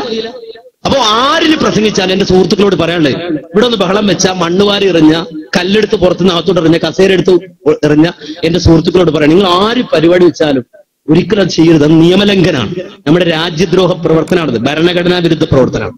ആർക്കും ഇന്ത്യ രാജ്യത്ത് പറയാം, സ്വാതന്ത്ര്യമുണ്ട്, മതം പറയാൻ സ്വാതന്ത്ര്യമുണ്ട്, വിശ്വാസം അവനവന്റെ വിശ്വാസം പറയാൻ സ്വാതന്ത്ര്യമുണ്ട്. ആ സ്വാതന്ത്ര്യം ഭരണഘടനാപരമായിട്ടുള്ളതാണ്, അത് ആരുടെ ഓശാരല്ല, അത് മനസ്സിലാക്കണം. അതൊരിക്കലും മുജാഹിദിനെ സംബന്ധിച്ചിടത്തോളം തടസ്സമില്ല. ഈ സ്ഥലം പോലും അറിയാം ഇവിടെ പലപ്പോഴും ഈ സ്ഥലം പോലും ഏതാണ്ട് 3 പരിപാടികൾ ഈ നാട്ടിലെ സമസ്തക്കാർക്ക് നടത്താൻ അനുവാദം കൊടുത്തിട്ടുണ്ട്. മനസ്സിലാക്കണം, ഇവിടുത്തെ മുജാഹിദ് പ്രവർത്തകർ ചെയ്ത കാരുണ്യമായിട്ട് നിങ്ങൾ മനസ്സിലാക്കണം. അതിനൊന്നും ഒരു പ്രശ്നമില്ല. ഈ സ്ഥലം ഇവിടെ ഒരു സമസ്തക്കാരൻ വന്ന് പ്രസംഗിച്ച് ഇവിടെ മുജാഹിദ് ഒഴിച്ചു എന്നുള്ള പേടി ഞങ്ങൾക്കില്ല. ഞങ്ങൾ ആരും അങ്ങനെ പേടിക്കുന്ന ആൾക്കാരല്ല. ഇതാണ് 3ഓളം പരിപാടികൾ ഇവിടെ സമസ്തക്കാർക്ക് ഇതേ സ്ഥലത്ത് പരിപാടി നടത്താൻ മുജാഹിദ് പ്രവർത്തകർ തന്നെ അനുവാദം കൊടുത്തിട്ടുണ്ട്. ഞങ്ങൾ ആരെയും പേടിച്ചോ? നിങ്ങൾ ഒരു വാത് പറഞ്ഞ ഇവിടെ മുജാഹിദ് ഇല്ലാതാവുമെന്ന് പേടിച്ചോ? പേടിയില്ല. നിങ്ങൾ 100 വാത് പറഞ്ഞാലും ഞങ്ങൾ ഇല്ലാതാവില്ല. ഞങ്ങളുടെ കയ്യിൽ ഹക്കുണ്ടെങ്കിൽ ഞങ്ങൾ ഉണ്ടാവും. ആ മനസ്സിലാക്കി. ഒരു പരിപാടി നടത്തുമ്പോൾ എത്ര പേടി, ബേജാറ്. എനിക്കറിയാം, പലപ്പോഴും ഇത് ഇത്തരം സദസ്സുകളിലേക്ക് ഇളക്കി വിടുന്ന ആൾക്കാരുണ്ട്. പോയി ബഹളം ഉണ്ടാക്കി വാ എന്ന് പറഞ്ഞിരുന്ന ആൾക്കാരുണ്ട്. അങ്ങനെയൊക്കെ പോയിരുന്ന ആൾക്കാരായിരിക്കണം ബഹുഭൂരിപക്ഷം വരുന്ന ആൾക്കാർ, ഈ പ്രസംഗിക്കണ ഞാനടക്കം. അതുപോലെ റഹ്മാനി, ഇവിടെ നസാഫ്, ഇവരൊക്കെ പള്ളി തറസിലെ കിതാബ് ഓതി പഠിച്ച ആൾക്കാരായിരിക്കുന്ന ആൾക്കാര്. ഈ ഇരിക്കുന്ന നസാഫും ഈ ഇരിക്കുന്ന റഹ്മാനിയും അതുപോലെ തന്നെ ഞങ്ങളൊക്കെ ഇതുപോലെ പള്ളി തറസിൽ പോയി മുജാഹിദിലൂടെ പരിപാടി വെക്കുമ്പോ പോയി കലക്കാനും ഒച്ച വെക്കാനും ബഹളം വെക്കാനും പോയതാ. പക്ഷെ അവിടെ പോയിട്ട് കലക്കുന്നതിനിടയ്ക്ക് കേൾക്കും, ആ കേൾക്കണതാണ് ഈ കിട്ടണത്. പിന്നെ അങ്ങോട്ട് മാറല്ലേ. ഇന്ന് കലക്കാൻ വന്ന ആൾക്കാർ അടുത്ത പരിപാടിക്ക് സംഘാടകരാവും, പിന്നെ അയാൾ സെക്രട്ടറി ആവും, പിന്നെ പ്രസിഡന്റ് ആവും. അങ്ങനെയൊക്കെ ഇരിക്കുന്ന ആൾക്കാർ കൂടുതൽ ചോദിച്ചു, ഇരിക്കുന്ന ആൾക്കാരൊക്കെ ചോദിച്ചൊക്കെ നിങ്ങൾ കൂടുതൽ അങ്ങനെ ആയിരിക്കുള്ളൂ. അല്ലാതെ ഞാൻ മുജാഹിദായി ജനിച്ചിങ്ങനെ ചാടി വന്നതാണ് അങ്ങനെ ആരല്ല. ഇതൊക്കെ കേട്ടും പഠിച്ചും പിന്നെ അള്ളാഹു തരുന്ന ബുദ്ധി ഉണ്ടല്ലോ, അത് ആർക്കും കെട്ടിയിടാൻ പറ്റില്ല. സ്വാതന്ത്ര്യം, ചിന്താ സ്വാതന്ത്ര്യം ഉണ്ട്. അത് എത്ര ബഹളം വെച്ചാൽ ഇടയ്ക്ക് കേൾക്കും, കേട്ട് ചിന്തിച്ചത് അവിടെ കിടക്കും. കിടന്നാൽ മനസാക്ഷി എന്നുള്ള ഒന്നുണ്ട്, കൽബ്, മനസാക്ഷി. അതിങ്ങനെ കുത്തിക്കൊണ്ടിരിക്കും. നമ്മളിങ്ങനെ എന്ത് തോന്നിയാസം ചെയ്താലും അങ്ങനെ കുത്തിക്കൊണ്ടിരിക്കും. അവസാനം നമ്മൾ തന്നെ നമുക്കെതിരെ അവസാനം സഹികെട്ട് ആ ഹക്കിന്റെ വഴിയിലേക്ക് വരലാണ്, തൗഹീദിന്റെ വഴിയിലേക്ക് വരലാണ്, ദീനിന്റെ വഴിയിലേക്ക് വരലാണ്. അതിന് ഒരു പേടിയില്ല. പ്രത്യേകിച്ച് നെട്ടൂരിന്റെ മണ്ണിൽ എനിക്കറിയാം, 19ാമത്തെ വയസ്സിൽ ഞാനിവിടെ വന്നിട്ടുണ്ട്. സംവാദം നടത്താനാ വന്നത്. അന്ന് എന്നെ സംവാദത്തിന് വിളിച്ചുകൊണ്ട് പോയ ആൾ ഞാൻ ഈ സ്റ്റേജിൽ സദസ്സിൽ കാണുന്നുണ്ട്. അന്ന് അദ്ദേഹം ഇവിടുത്തെ സമസ്തക്കാരനാണ്. മനസ്സിലാക്കട്ടെ, സമസ്തയുടെ വലിയ നേതാവാണ്. ഒരു മുജാഹിദ് ഇമാമിന്റെ പുറകിൽ അദ്ദേഹത്തിന്റെ സംസാരം കേൾക്കുന്നുണ്ട്. ഒരു മുജാഹിദ് ഇമാമ്, പള്ളിയിലെ ഇമാമ് നിന്ന് നമസ്കരിക്കുമ്പോ ആ ഇമാമിന്റെ പുറകിൽ വന്ന് കൈകെട്ടിയിട്ട് ആ ഇമാം ഇങ്ങനെ ഖുർആൻ ഓതിയപ്പോ ഫാത്തിഹ അത് സൂറത്തൊക്കെ ഓതുമ്പോ നബിചര്യ പ്രകാരം ബിസ്മി പതുക്കെ ഓതി, ബാക്കി ഉറക്കം ഓതിയത്. ആ കണ്ടപ്പോ ഇയാൾ മുജാഹിദാന്ന് മനസ്സിലാക്കി കൈ അഴിച്ചിട്ട്, നിസ്കാരത്തിൽ നിന്ന് കൈ അഴിച്ചിട്ട് പോയ ആള് ഇന്ന് ഈ സദസ്സിരിക്കുന്നുണ്ട്, ഞാൻ കാണുന്നുണ്ട്. ആ 19ാമത്തെ വയസ്സിൽ ഇവിടെ സംവാദത്തിന്, ഒരു മുസ്ലിയാരുമായുള്ള സംവാദത്തിന് വന്ന, അങ്ങനെ നെട്ടൂരിൽ വന്ന, അതുപോലെ തന്നെ ഇവിടെ ഒരുപാട് മുഖാമുഖത്തിന് മറുപടികൾ, ഇതൊക്കെ നടത്തിയ പാരമ്പര്യമൊക്കെ ഞങ്ങൾക്കുണ്ട്. അവിടെ ഒന്നും അറിയാത്ത ചെറിയ ആളുകൾ, അല്ലെങ്കിൽ ചില കുട്ടികളെ വിട്ടിട്ട് നിങ്ങൾ ബഹളം വെക്കണമെന്ന് പറയുന്നത് എന്തായിരുന്നാലും എന്റെ സുഹൃത്തുക്കളെ അത് ശരിയായില്ല. നിങ്ങൾ വിചാരിച്ച പരിപാടി കലങ്ങുന്നല്ലേ? കലങ്ങിയില്ലല്ലോ. ഉണ്ടോ? ഇപ്പൊ സമയത്രേ, ഈ സമയം 9:30. ഈ 9:30 വരെ വളരെ ഹൈറായി പരിപാടി നടന്നു. ഒരു പക്ഷേ ആ ബഹളം ഉണ്ടാക്കിയില്ലായിരുന്നെങ്കിൽ ആളുകൾ ശ്രദ്ധിക്കുന്നില്ലായിരുന്നു. ആരും ശ്രദ്ധിക്കൂല, അതിന്റെ പരിപാടി നടത്തി പോകും. ഇപ്പൊ ആൾക്കാരൊക്കെ ചോദിക്കും, എന്താ ഈ പറയണത്, എന്തിനാ ബഹളം ഉണ്ടാക്കി, എന്തിനാ അവിടെ പോയി കൂക്കാൻ നിന്നത്? ആളുകളൊക്കെ ചോദിക്കൂലേ? നിയമപാലകരെ എത്ര ബുദ്ധിമുട്ടിച്ചു നമ്മള്. ഈ മുസ്ലിം ഉമ്മത്തിനെ കുറിച്ച് ആ ആളുകൾക്കുള്ള മറ്റുള്ള ആളുകൾക്കുള്ള ധാരണ എന്താവും? നിങ്ങൾ ചിന്തിച്ചിട്ടുണ്ട്? ഇതൊക്കെ ചിന്തിച്ചിട്ടാണ് നിങ്ങൾ ചെയ്തത്. അതുകൊണ്ട് നിങ്ങൾ സ്വയം ഒരു വിചാരണ നടത്തുക. നിങ്ങളൊന്നും പറയുന്നില്ല, ഞങ്ങൾക്കൊരു ബേജാറുമില്ല. 3ഓളം പ്രവർത്തകർ ആശുപത്രിയിലാണ്. എനിക്കറിയോ, 3ഓളം പ്രവർത്തകർ ആശുപത്രിയിലാണ്. അള്ളാഹു സുബ്ഹാനഹു വ തആല അവർക്ക് അള്ളാഹു ഖൈറ് നൽകുമാറാകട്ടെ. ഒരു പ്രയാസമില്ലാതെ റബ്ബ് സുബ്ഹാനഹു വ തആല ജീവിതത്തിലേക്ക് തിരിച്ചു കൊണ്ടുവരാം. നിങ്ങൾ ഒരു കല്ലെടുത്തെറിഞ്ഞിട്ട് ഒരു മനുഷ്യന്റെ മർമ്മത്തുകൊണ്ട് അയാൾ മരിച്ചാല് നിങ്ങൾ കൊലക്കേസ് പ്രതിയിൽ കൂട്ടരുത്. അങ്ങനെ ചെയ്യാൻ പാടുണ്ടോ? ചെയ്യാൻ പാടുണ്ടോ? ഇവിടെ വന്ന് ബഹളം ഉണ്ടാക്കാൻ പാടില്ല. ഇവിടെ മര്യാദക്ക് ഒരു സ്റ്റേജ് ഇട്ട് സദസ്സ് വെച്ചിട്ട് അവിടെ നിന്ന് ചോദിച്ചിട്ട് പോയിക്കൂടെ? അല്ലാഹു സുബ്ഹാനഹു വ തആല എല്ലാവർക്കും നല്ല ബുദ്ധി കൊടുക്കുമാറാകട്ടെ. കാര്യങ്ങളെ വിവേകപൂർവ്വം കാണാനും മനസ്സിലാക്കാനും ഉള്ള തൗഫീഖ് അല്ലാഹു സുബ്ഹാനഹു വ തആല പ്രദാനം ചെയ്യുമാറാകട്ടെ. ഇനി ചോദ്യകർത്താക്കൾ ആരെങ്കിലും ഉണ്ടെങ്കിൽ ചോദിക്കാം. അസ്സലാമു അലൈക്കും. എന്റെ പേര് അബ്ദുൽ റഷീദ്, പള്ളിരുത്തി പറഞ്ഞത്. തൗഹീദ് റസൂലുള്ള പഠിപ്പിച്ചതാണ്. അത് നമ്മൾക്ക് ഇഷ്ടാനുസരിച്ച് ഭൂരിപക്ഷം അനുസരിച്ച് മാറ്റാനോ മറിക്കാനോ പാടില്ല. ഈ ഉസ്താദ് പറഞ്ഞ് ജിന്നിനോടും മലക്കളോടും സഹായം ചോദിക്കാൻ പാടില്ല എന്ന് പറഞ്ഞു. അന്ന് ഉസ്താദിന് മുമ്പ് പറഞ്ഞിട്ടുണ്ട്, മരുഭൂമിയിൽ വെച്ച് നമ്മൾ വഴിയെ പെട്ടുപോയാൽ എന്റെ ശബ്ദം കേൾക്കുന്ന മലക്കോ ജിന്നോ ഉണ്ടെങ്കിൽ എന്നെ സഹായിക്കണമെന്ന് പറഞ്ഞത് ഒന്ന് പറഞ്ഞിട്ടുണ്ട്. എന്നിട്ട് പിന്നെ പറഞ്ഞ് 2012 അത് ശിർക്കാണെന്ന് പറഞ്ഞു. അപ്പൊ 2004 2012 ഇടക്ക് മരണപ്പെട്ടുപോയ പാവപ്പെട്ട മുജാഹിദ് പ്രവർത്തകര് നരകത്തിലാണോ സ്വർഗത്തിലാണോ? ആ ഉസ്താദിന്റെ കരഞ്ഞു പ്രാർത്ഥിക്കണേന്, അള്ളാഹുവേ എന്നോട് ക്ഷമിക്കണേ, ഞാൻ ഇത്രയും കാലം പറഞ്ഞുപോയി, എന്തെന്നാണ് ഞാൻ തെറ്റ് ചെയ്തു പോയെന്ന് പൊറുക്കണേ റബ്ബിനെ കരഞ്ഞോട് പറഞ്ഞു. രണ്ടും പറയണേ, ഒരു കാര്യം ഞാൻ പറഞ്ഞ റബ്ബെ മനസ്സറിയുന്നതാണ്, ഞാൻ ആ വിശ്വാസം മനസ്സിൽ പേരിട്ടില്ലെന്ന്. തൗബ ചെയ്തിട്ട് പറയണേ ഞാൻ ആ വിശ്വാസം മനസ്സിൽ. എന്റെ വീഡിയോ ഉണ്ട്, അപ്പൊ കാണിച്ചു തരാം. ഉസ്താദ് ഒന്ന് പറഞ്ഞേ. വീഡിയോ ഒക്കെ ഇവിടെ ഉണ്ട്. ആ പരിപാടി എന്താ പറയുക? ഇതാ കാണുന്ന പോസ്റ്റർ ഉണ്ട്, ബാനർ ഉണ്ടോ? ഇത് ഇവിടുന്ന് എവിടെങ്കിലും മുജാഹിദ് പ്രസ്ഥാനം ഒളിച്ചു നടക്കുന്ന പ്രസ്ഥാനമല്ല. നിങ്ങൾ ആദ്യം അത് മനസ്സിലാക്കുക. ഇതാ കാണുന്ന ബാനർ കണ്ടോ? മുഖാമുഖാണ്. 19-ാം തീയതിയുള്ള മുഖാമുഖം പള്ളിക്കരയിലാണ്. വിഷയം ഇത് മാത്രമാണ്, ജിന്ന്. മനസ്സിലാക്കണം. അതിനകത്തുണ്ട് ജിന്ന് എന്ന് പറയുന്ന വിഷയം മാത്രമാണ് അതിൽ കൈകാര്യം ചെയ്യുന്നത്. അവിടെ വരൂ ഇൻഷാ അല്ലാഹ്. ഓരോ നിങ്ങളുടെ ക്ലിപ്പുകളും നിങ്ങളുടെ വീഡിയോസും 2012 അതുപോലെ 2014 നിങ്ങളുടെ ക്ലിപ്പൊക്കെ ഉണ്ടെന്ന് പറഞ്ഞല്ലോ, എല്ലാ ക്ലിപ്പുമായിട്ട് നിങ്ങൾക്ക് വരാം, മാന്യമായി ചോദിക്കാം. മനസ്സിലാക്കണം. അതിനൊന്നും മുജാഹിദ് പ്രസ്ഥാനം പുറകോട്ട് പോകുന്ന ആൾക്കാരല്ല. ഇത് നമ്മുടെ നാട്ടിൽ ജിന്നുവാദികളായ ആളുകൾ രംഗത്ത് വന്നു. ആ ആളുകൾ രംഗത്ത് വന്ന് ആളുകൾക്കിടയിൽ ഉണ്ടാക്കിയ തശ്വീഷ്, ആ തശ്വീഷിന്റെ ഭാഗമായി അവരൊക്കെ ചില ക്ലിപ്പുകൾ, ആ ക്ലിപ്പുകൾ കണ്ടിട്ടാണ് എന്റെ സുഹൃത്ത് ഇവിടെ വന്നിട്ടുള്ളത്. ഈ ഇരിക്കുന്ന അബ്ദുറഹ്മാൻ സലഫി ഇവിടെ ഉണ്ട്. ആ അബ്ദുറഹ്മാൻ സലഫി വളരെ ശക്തമായി ഈ വാദം ഇവിടെ ഉണ്ടായപ്പോൾ ആ ആളുകൾക്കെതിരെ പോരാടിയ, അതുപോലെ തന്നെ സംഘടനാ രംഗത്ത്, അതുപോലെ തന്നെ സംഘടനക്കുള്ളിൽ ആദർശപരമായ വളരെ സജീവമായ ചർച്ചകൾ, ആ ചർച്ചകൾക്കൊക്കെ നേതൃത്വം വഹിച്ച ഒരാളാണ്. അതുപോലെ തന്നെ ആ രംഗത്ത് പരിപൂർണമായും നേതൃത്വം ശക്തമായ നിലപാട് സ്വീകരിച്ച അന്നു മുതൽ ഇന്ന് വരെ ആ നിലപാടുകൾക്കൊപ്പം നിന്ന ആളാണ് ഞാൻ. ഈ ജിന്നുവാദികൾക്കെതിരെ പോരാടുന്നതിൽ. അതുപോലെ തന്നെ ബഹുമാൻ നസീറുദ്ദീൻ റഹ്മാനി, നിങ്ങൾക്കറിയാം, ഈ ജിന്നുവാദം വന്നപ്പോ നിങ്ങളെപ്പോലെ, നിങ്ങളിവിടെ ഉദ്ധരിച്ചതുപോലെയുള്ള ക്ലിപ്പുകളിലൂടെയും അല്ലാതെയുമൊക്കെ തെറ്റിദ്ധരിപ്പിക്കപ്പെട്ട ആളാണ് അദ്ദേഹം. ഈ ഇരിക്കുന്ന നസീറുദ്ദീൻ റഹ്മാനി. പിന്നീട് അദ്ദേഹത്തിന് മനസ്സിലായി ശരിയല്ല, ജിന്നുവാദികളുടെ നിലപാട് ശരിയല്ല. അദ്ദേഹം അത് ഒഴിച്ചുകൊണ്ട് രംഗത്തേക്ക് വന്നു, ജാഹിദ് പ്രസ്ഥാനത്തിലേക്ക് തിരിച്ചു വന്നു.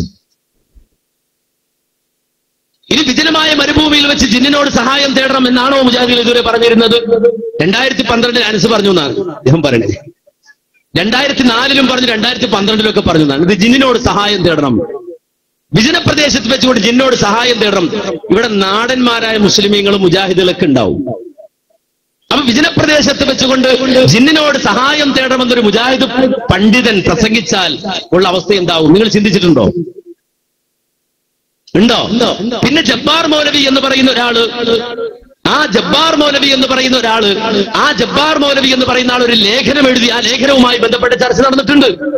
ആ ചർച്ചകൾക്ക് വളരെ വിശദമായ മറുപടികളും അതുപോലെ തന്നെ അതിൻ്റെതായ സംഘടനകളും സംഘടനാ വേദികൾ ഉപയോഗിച്ചുകൊണ്ടുള്ള സംവാദങ്ങളിലുമൊക്കെ പങ്കെടുത്ത ആളുകൾ തന്നെയാണ് ഞങ്ങൾ. അതുകൊണ്ട് ഞങ്ങളെ സംബന്ധിച്ചിടത്തോളം ഞങ്ങൾക്കതിൽ ഒരു ബേജാറോ വിഷമമോ ഇല്ല.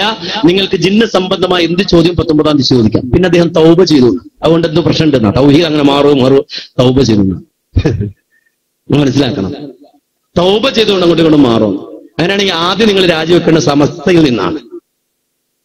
കാരണം സമസ്തക്കാർ സാധാരണ അവരുടെ ബൈലകളിൽ എഴുതി വെച്ചിട്ടുള്ളത് എന്താ എഴുതി വെച്ചത്? ഒന്നുകിൽ അശ്ശരിയാകണം അല്ലെങ്കിൽ മാതുരീദിയാകണം. മനസ്സിലാക്കണം.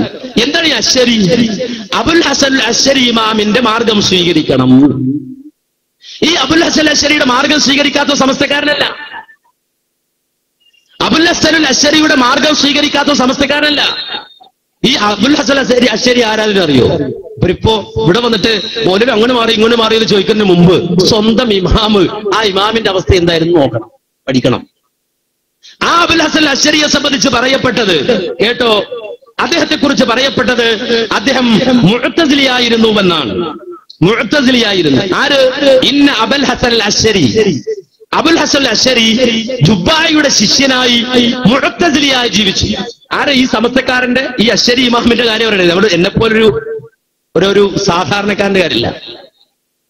അങ്ങനെ മുഅ്തസിലിയായി ജീവിച്ചു. എത്രത്തോളം? വഅന്നഹു അഖാമ അലാ മദ്ഹബിൽ ഇഅ്തിസാലി 40 സന. 40 കൊല്ലം അയാൾ മുഅ്തസിലിയായി.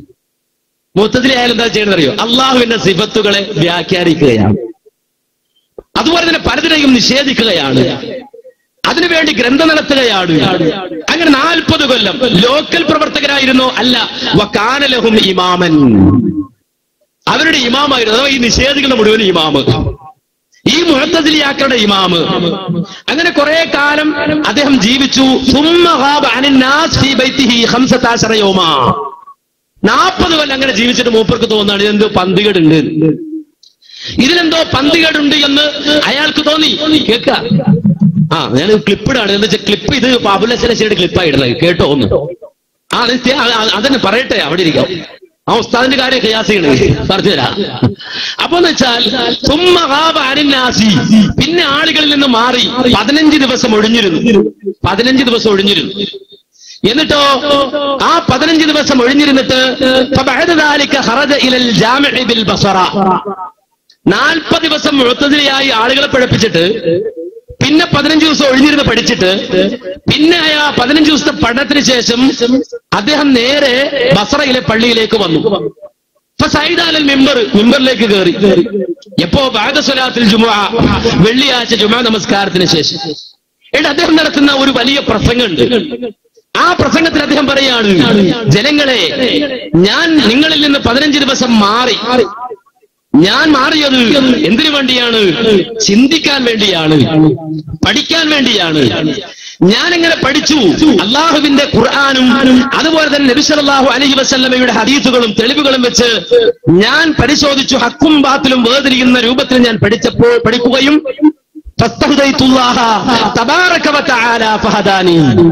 ഞാൻ അള്ളാഹുവിനോട് ഹിദായത്ത് ചോദിച്ചു. അങ്ങനെ അള്ളാഹു സുബ്ഹാനഹു വ തആല എനിക്ക് ഹിദായത്ത് തന്നു. അതുകൊണ്ട് തന്നെ ഞാൻ ഇപ്പോൾ ഒരു നിലപാട് പ്രഖ്യാപിക്കുകയാണ്. മനസ്സിലാക്കണം, എന്താ നിലപാടെന്നറിയോ? അദ്ദേഹം തന്റെ കുപ്പായം മൂരി, തന്റെ മേൽക്കുപ്പായം മൂരി. എന്നിട്ട് അദ്ദേഹം അത് ചുരുട്ടിയിട്ട് ആ സദസ്സിനോട് പറയുകയാണ്, മൻ ഖലഅതു മിൻ ജമീഇ മാ കുന്തു അഅതഖിദു കമൻ ഖലഅതു മിൻ സൗബി ഹാദാ. ആ കുപ്പായം എടുത്ത് ദൂരേക്ക് വലിച്ചെറിഞ്ഞിട്ട് അബുൽ ഹസൻ അശ്ശരി പറയാണ്, ഈ 40 കൊല്ലം ഞാൻ പറഞ്ഞതും 40 കൊല്ലം ഞാൻ എഴുതിയതും 40 കൊല്ലം ഞാൻ പ്രസംഗിച്ചതും ഞാനിതാ ഈ കുപ്പായം ചുരുട്ടി ദൂരേക്ക് വലിച്ചെറിയുന്നത് പോലെ ഞാനിതാ വലിച്ചെറിഞ്ഞിരിക്കുന്നു. ഇദ്ദേഹം അബുൽ ഹസൻ അശ്ശരിയുടെ കാലത്താ ജീവിച്ചത്. പോയി ചോദിച്ചേനെ, അല്ല അപ്പൊ 40 കൊല്ലം പഴച്ചിട്ട് ആരെയൊക്കെ മരിച്ചു ആൾക്കാരോ എന്താ ചെയ്യാ? 40 കൊല്ലം ആ തൗഹീദിന്റെ കാര്യത്തിൽ നിങ്ങൾ ജനങ്ങളെ പഠിപ്പിച്ചിട്ട് അതിനിടയിൽ മരിച്ചുപോയ ആൾക്കാരൊക്കെ എന്താ ചെയ്യാ? ഇതൊന്നും ഞാൻ ചെയ്തിട്ടില്ല കേട്ടോ. ഇത് സ്വന്തം ഇമാമിന്റെ കാര്യത്തിൽ ഗ്രന്ഥങ്ങളിൽ രേഖപ്പെടുത്തി വെച്ചിട്ട് ആ ഇമാമിനെ തരീഖത്തിന്റെ ഇമാമായി അംഗീകരിക്കുന്ന ഒന്നുകിൽ അശ്ശരിയാകണം അല്ലെങ്കിൽ മാതുരീദിയാകണം എന്ന വിശ്വാസം പോരുന്ന ഒരാൾ വന്നിട്ട് എന്നോട് ചോദിക്കുകയാണ്, അപ്പൊ അതിനിടയ്ക്ക് മരിച്ചു ആൾക്കാരോ? അപ്പൊ ഈ 40 കൊല്ലം പഠിപ്പിച്ചിട്ട് അബുൽ ഹസനിൽ പഠിപ്പിച്ചിട്ട് മരിച്ചു ആൾക്കാരോ? അപ്പൊ അവരൊക്കെ എന്താ ചെയ്യാ? അപ്പൊ ഞങ്ങളെ സംബന്ധിച്ചിടത്തോളം ഞങ്ങളുടെ വിശ്വാസം, ഞങ്ങളുടെ പ്രബോധനം, ഞങ്ങളുടെ ദഅവ ഈ ഒരു നൂറ്റാണ്ട് കാലം കേരളത്തിന്റെ മണ്ണിൽ മുജാഹിദ് പ്രസ്ഥാനം നടത്തിയ ദഅവ, ആ ദഅവ വളരെ കൃത്യമായി എന്റെ സുഹൃത്തുക്കൾക്ക് മുന്നിലുണ്ട്, ആളുകൾക്ക് മുന്നിലുണ്ട്. ആ ദഅവ വളരെ കൃത്യമായി. അത് വിജനപ്രദേശത്ത് വെച്ച് ജിന്നിനോട് പ്രാർത്ഥിക്കണമെന്നല്ല. വിജനപ്രദേശത്താണെങ്കിലും കുളക്കടവിലാണെങ്കിലും പുഴയോരത്താണെങ്കിലും ഇനി ചന്ദ്രനിലാണെങ്കിലും ചൊവ്വയിലാണെങ്കിലും ആകാശത്താണെങ്കിലും ഭൂമിയിലാണെങ്കിലും ഏകനായ ഇലാഹു അവനോട് മാത്രം പ്രാർത്ഥിക്കണമെന്ന അടിസ്ഥാനപരമായ തത്വം അത് പഠിപ്പിച്ചുകൊണ്ടാണ് മുജാഹിദ് പ്രസ്ഥാനം ഇവിടെ നിലനിന്നിട്ടുള്ളത്. ആ പ്രസ്ഥാനമാകട്ടെ ഇപ്പൊ നമുക്കറിയാം, യാ ഇബാദല്ലാഹ് അഈനൂനി എന്ന ഹദീസ് പുതുതല്ലല്ലോ, ജിന്നുവാദികൾ വന്നപ്പോഴുണ്ടായ ഹദീസല്ലല്ലോ. നേരെ മറിച്ച് നമ്മുടെ നാട്ടിൽ പ്രവാചകന്റെ പേരിൽ കള്ളമുടി കൊണ്ടുവന്ന് റസൂലുള്ളാഹിയുടേതാണെന്ന് കള്ളം പറഞ്ഞു ജനങ്ങൾക്കിടയിൽ വഞ്ചന നടത്തി. മാത്രമല്ല അതിന്റെ പേരിൽ കേരളത്തിലും കേരളത്തിന് പുറത്തും പരിഹസിക്കപ്പെട്ട് അപമാനിക്കപ്പെട്ട് അപമാനത്തിന്റെ തീച്ചുളയിൽ കഴിച്ചുകൂട്ടുന്ന ആ സാക്ഷാൽ കാന്തപുരം അബൂബക്കർ മുസ്ലിയാർ വരെ, അദ്ദേഹത്തിന്റെ അനുയായികൾ വരെ നൂറ്റാണ്ടുകളായി ഏതാണ്ട് കൊട്ടപ്പുറം സംവാദത്തിലടക്കം അതിനുശേഷമുള്ള ഖണ്ഡന പ്രസംഗങ്ങളിലടക്കം യാ ഇബാദല്ലാഹ് അഈനൂനി പറയുന്നില്ലേ, പറഞ്ഞിട്ടില്ലേ? അങ്ങനെ പറയുമ്പോഴൊക്കെ മുജാഹിദ് പ്രസ്ഥാനമോ യാ ഇബാദല്ലാഹ് അഈനൂനി വിജനപ്രദേശമാണെങ്കിൽ നമുക്കാവാം, അത് പ്രശ്നമല്ല എന്നാണോ മറുപടി പറഞ്ഞത്? അല്ല, നേരെ മറിച്ച് ആ യാ ഇബാദല്ലാഹി അഈനൂനി എന്ന് അബൂബക്കർ മുസ്ലിയാർ പറഞ്ഞപ്പോഴും, അതുപോലെ ഈ ഹസൻ മുസ്ലിയാർ പറഞ്ഞപ്പോഴും, അതുപോലെ തന്നെ പാങ്ങൽ മുസ്ലിയാരും അപ്രകാരം തന്നെ പതിയും പറഞ്ഞപ്പോൾ മുജാഹിദ് പ്രസ്ഥാനം എന്തൊരു മറുപടി, എന്തൊരു നിലപാട് അതിൽ സ്വീകരിച്ചോ ആ നിലപാടിൽ തന്നെയാണ് മുജാഹിദ് പ്രസ്ഥാനം മുന്നോട്ട് പോകുന്നത്. അതിനിടയിൽ നമുക്കറിയാം മുസ്ലിം ഉമ്മത്തിൽ ഒരുപാട് അന്തഛിദ്രതകൾ ഉണ്ടായിട്ടുണ്ട്, അഭിപ്രായ ഭിന്നതകൾ ഉണ്ടായിട്ടുണ്ട്. ആ അഭിപ്രായ ഭിന്നതകൾ കടന്നു വന്നപ്പോൾ അതിന്റെ ഭാഗമായിട്ട് ഒരുപാട് പ്രശ്നങ്ങളും ഉണ്ടായിട്ടുണ്ട്. അത്തരമൊരു പ്രശ്നമായി മുജാഹിദ് പ്രസ്ഥാനത്തിനിടയിലേക്ക് ഈ ചിന്തയും കടന്നു വന്നിട്ടുണ്ട്. കടന്നു വന്നപ്പോൾ ഈ ഇസ്ലാഹി നേതൃത്വം വളരെ കൃത്യമായി പക്വമായി അത് കാണുകയും അത് പരിഹരിക്കുകയും ചെയ്തപ്പോൾ ചില ആളുകൾക്ക് ഈ പ്രസ്ഥാനത്തിൽ പുറത്തു നിൽക്കേണ്ടി വന്നപ്പോൾ സ്വാഭാവികമായും അവർ പല ക്ലിപ്പുകളും പ്രചരിപ്പിച്ചിട്ടുണ്ടാകാം, അതുപോലെ തന്നെ പല വാദങ്ങളും അവതരിപ്പിച്ചിട്ടുണ്ടാകാം. അവർക്കും മാത്രമാണ് ജിന്നുവാദം ചരിത്രവും അതുപോലെ തന്നെ വർത്തമാനവും എന്ന സബ് ടൈറ്റിലുകൾ കൊടുത്തിട്ടുള്ള തുറന്ന മുഖാമുഖം തന്നെ നമ്മുടെ പള്ളിക്കരയിൽ നടത്തുന്നത്. ഇൻഷാ അല്ലാഹ് 19-ാം തീയതി സുഹൃത്ത് സർവ്വ ക്ലിപ്പുകളുമായി അവിടെ വരണം. ഇൻഷാ അല്ലാഹ് ഓരോ ക്ലിപ്പുകളും കേൾപ്പിച്ചുകൊണ്ട് തന്നെ അതിന്റെ ബാക്കി പൂർത്തിയാക്കിക്കൊണ്ട് തന്നെ നമ്മൾ വിശദമായി മറുപടി പറയും. അവിടെ ബഹളം ഉണ്ടാക്കാനും കച്ചറുണ്ടാക്കാനും ആരും വരേണ്ടതില്ല. അത്തരം ഒരു സദസ്സുമല്ല. ആ നിലക്ക് കാര്യങ്ങളെ ഗ്രഹിക്കണം, മനസ്സിലാക്കണം എന്നാണ് സൂചിപ്പിക്കാനുള്ളത്. ഇവിടെ വളരെ കൃത്യമായ വിശുദ്ധ ഖുർആനിന്റെയും തിരുസുന്നത്തിന്റെയും അടിസ്ഥാനത്തിലുള്ള നിലപാടാണ്. 10 മണിക്ക് ഈ പിന്നെ പരിപാടി അവസാനിപ്പിക്കണം. അവസാനം എന്റെ സുഹൃത്തുക്കളിൽ ചോദിക്കണം, വേഗം ചോദിക്കുക, സമയം അവസാനം. ഉസ്താദിന്റെ കാര്യം ഞാൻ ചോദിച്ചു. ഉസ്താദ് വ്യക്തമായിട്ട് മറുപടി പറഞ്ഞില്ല. പക്ഷെ ഉസ്താദ് കാന്തപുരത്ത് ഉസ്താദിനെ ഒരു കാര്യം പറഞ്ഞു. സൗദി അറേബ്യയിൽ വെച്ച് മൗലൂദ് ചൊല്ലിയിട്ട് ശിർക്കാണെന്ന് അറസ്റ്റ് ചെയ്ത ആ സൗദി ഗവൺമെന്റ് ഇപ്പൊ കാന്തപുരത്ത് അംഗീകരിച്ചുകൊണ്ട് കാബ ചടങ്ങിൽ ലോകത്തിലെ ഏറ്റവും വലിയ പണ്ഡിതനായിട്ട് അംഗീകരിച്ചാൽ പങ്കെടുപ്പിച്ചു. അത് ഉസ്താദ് മറക്കരുത്. ഞാൻ ചോദിച്ച ചോദ്യം ഉസ്താദ് മറുപടി പറഞ്ഞിട്ടില്ല. കാന്തപുരത്തിനെ കുറ്റം പറഞ്ഞു. ഇന്ന് കാന്തപുരം ലോകം അംഗീകരിക്കുന്നുണ്ട്. ലോകത്ത് സൗദി അറേബ്യ കാബകൾ ചടങ്ങിൽ ഉസ്താദിനെ വിളിച്ച് അത് ഉസ്താദ് മനസ്സിലാക്കണം. ഇന്ന് ഈ ഉസ്താദിനൊന്ന് കാബകൾ ചെല്ലാവോ? അത്രേ ഉള്ളൂ. കഅബ കഴുകിയ ആളുകളൊക്കെ ലിസ്റ്റ് ഒന്ന് എടുക്കുക. അതൊന്ന്. 2, അദ്ദേഹം കഅബ കഴുകാൻ പോയത് അവിടുത്തെ ഔദ്യോഗികമായ ആളുകൾ ക്ഷണിച്ചിട്ടാണോ അതോ വലിഞ്ഞു കയറിപ്പോയതാണോ എന്ന് നമ്മുടെ മലപ്പുറം ജില്ലയിലെ എടരിക്കോട് വെച്ചുകൊണ്ട് നടന്ന ഈക്ക സമസ്തക്കാരുടെ പരിപാടിയിൽ ഒരു സമസ്തക്കാർ AP കാന്തപുരം സമസ്തക്കാരനായ ആൾ തന്നെ വെല്ലുവിളിക്കുന്നുണ്ട്. അദ്ദേഹം എങ്ങനെയാണ് അത് കയറിയത്? കഅബ കഴുകാൻ അദ്ദേഹം കയറിയത് ക്ഷണിച്ചിട്ട് കയറിയതാണോ, ഔദ്യോഗികമായി കയറിയതാണോ, അതോ വലിഞ്ഞു കയറിയതാണോ എന്നത് ആ എടരിക്കോട് നടന്ന യൂട്യൂബിൽ നിങ്ങൾക്ക് ലഭ്യമാണ്. എടരിക്കോട് വെച്ച് നടന്ന സമ്മേളനത്തിൽ അതുവരെയും മുടിശുന്നികളോടൊപ്പം നിൽക്കുകയും അവസാനം നബിയുടെ പേരിൽ കളവാണ് ഇയാൾ പറയുന്നത് എന്ന് മനസ്സിലാക്കി അതിനോട് കാന്തപുരത്തിന്റെ മരുമകനായ അബ്ദുൽ ബാരി മുസ്ലിയാരോടൊപ്പം സ്വന്തം മരുമകൻ വരെ രാജിവെച്ചു. ഇയാൾ ശരിയല്ല, അമ്മോശൻ ശരിയല്ല എന്ന് പറഞ്ഞിട്ട് ആ സ്വന്തം മരുമകൻ പോലും മാറി ഈക്ക സമസ്തയിലായി. ആ ഈക്ക സമസ്തക്കാർ എടരിക്കോട് പരിപാടി നടത്തുമ്പോ ഈ കഅബ കഴുകാൻ പോയ കഥ അദ്ദേഹം വിശദീകരിച്ചിട്ടുണ്ട്. അപ്പോ ഇനി കാന്തപുരം അബൂബക്കർ മുസ്ലിയാർ എന്ന വിഷയം വെക്കുകയാണെങ്കിൽ സുബ്ഹാനല്ലാഹ് ഈ നേരമൊന്നും പോരാ, അതിന് സദസ്സും പോരാ. അത് വല്ലാത്ത ഒരുപാട് ചരിത്രം വിശദീകരിക്കേണ്ട, ഒരുപാട് കള്ളത്തരങ്ങളും ഒരുപാട് പിന്നാമ്പുറങ്ങളും ഒരുപാട് മാന്തിപ്പൊളിക്കേണ്ട ഒരു വിഷയമാണ്. ഞങ്ങൾ അതിങ്ങോട്ടൊന്നും പോയില്ല. ഞാൻ ആ ജാതി ഒന്നും പറഞ്ഞില്ല. ഇവിടെ ഇദ്ദേഹം ചോദിച്ചതിന് മറുപടിയാണ് ഞാൻ പറഞ്ഞത്. കേട്ടവർക്കൊക്കെ അത് മനസ്സിലാവും. മൂപ്പര് സമസ്തക്കാരനാണെന്ന് മനസ്സിലായല്ലോ. ജിന്ന് ചോദ്യം ചോദിച്ചാൽ മൂപ്പര് ജിന്നാന്ന് വാദിച്ചിട്ട് നമ്മൾ അങ്ങനെ മറുപടി ഇടാസാന്ന് വിചാരിച്ച്. ഒരിക്കലും അങ്ങനല്ല. നമുക്കറിയാം ഒരാളുടെ എയിം എന്താണ്, ചോദ്യം എന്താണ്. അപ്പൊ ആ നിലക്ക് മറുപടി പറഞ്ഞു. ആ മറുപടി നിങ്ങളെ സംബന്ധിച്ചിടത്തോളം നിങ്ങൾക്കൊരു പക്ഷേ ഇഷ്ടപ്പെട്ടോളൊന്നില്ല. അങ്ങനെയല്ല. ഇപ്പൊ ഒരു കാദിയാനും ഒന്ന് ചോദ്യം ചോദിക്കാൻ, എന്താ കാദിയാന് ചോദ്യം, മുഹമ്മദ് നബിക്ക് ശേഷം നബി ഉണ്ടോ? നമ്മൾ പറഞ്ഞു ഇല്ല. മൂപ്പര് പറയും ഉത്തരം ശരിയായിട്ടില്ല. ഇനി എന്താ ഉത്തരം ശരിയായിട്ട്?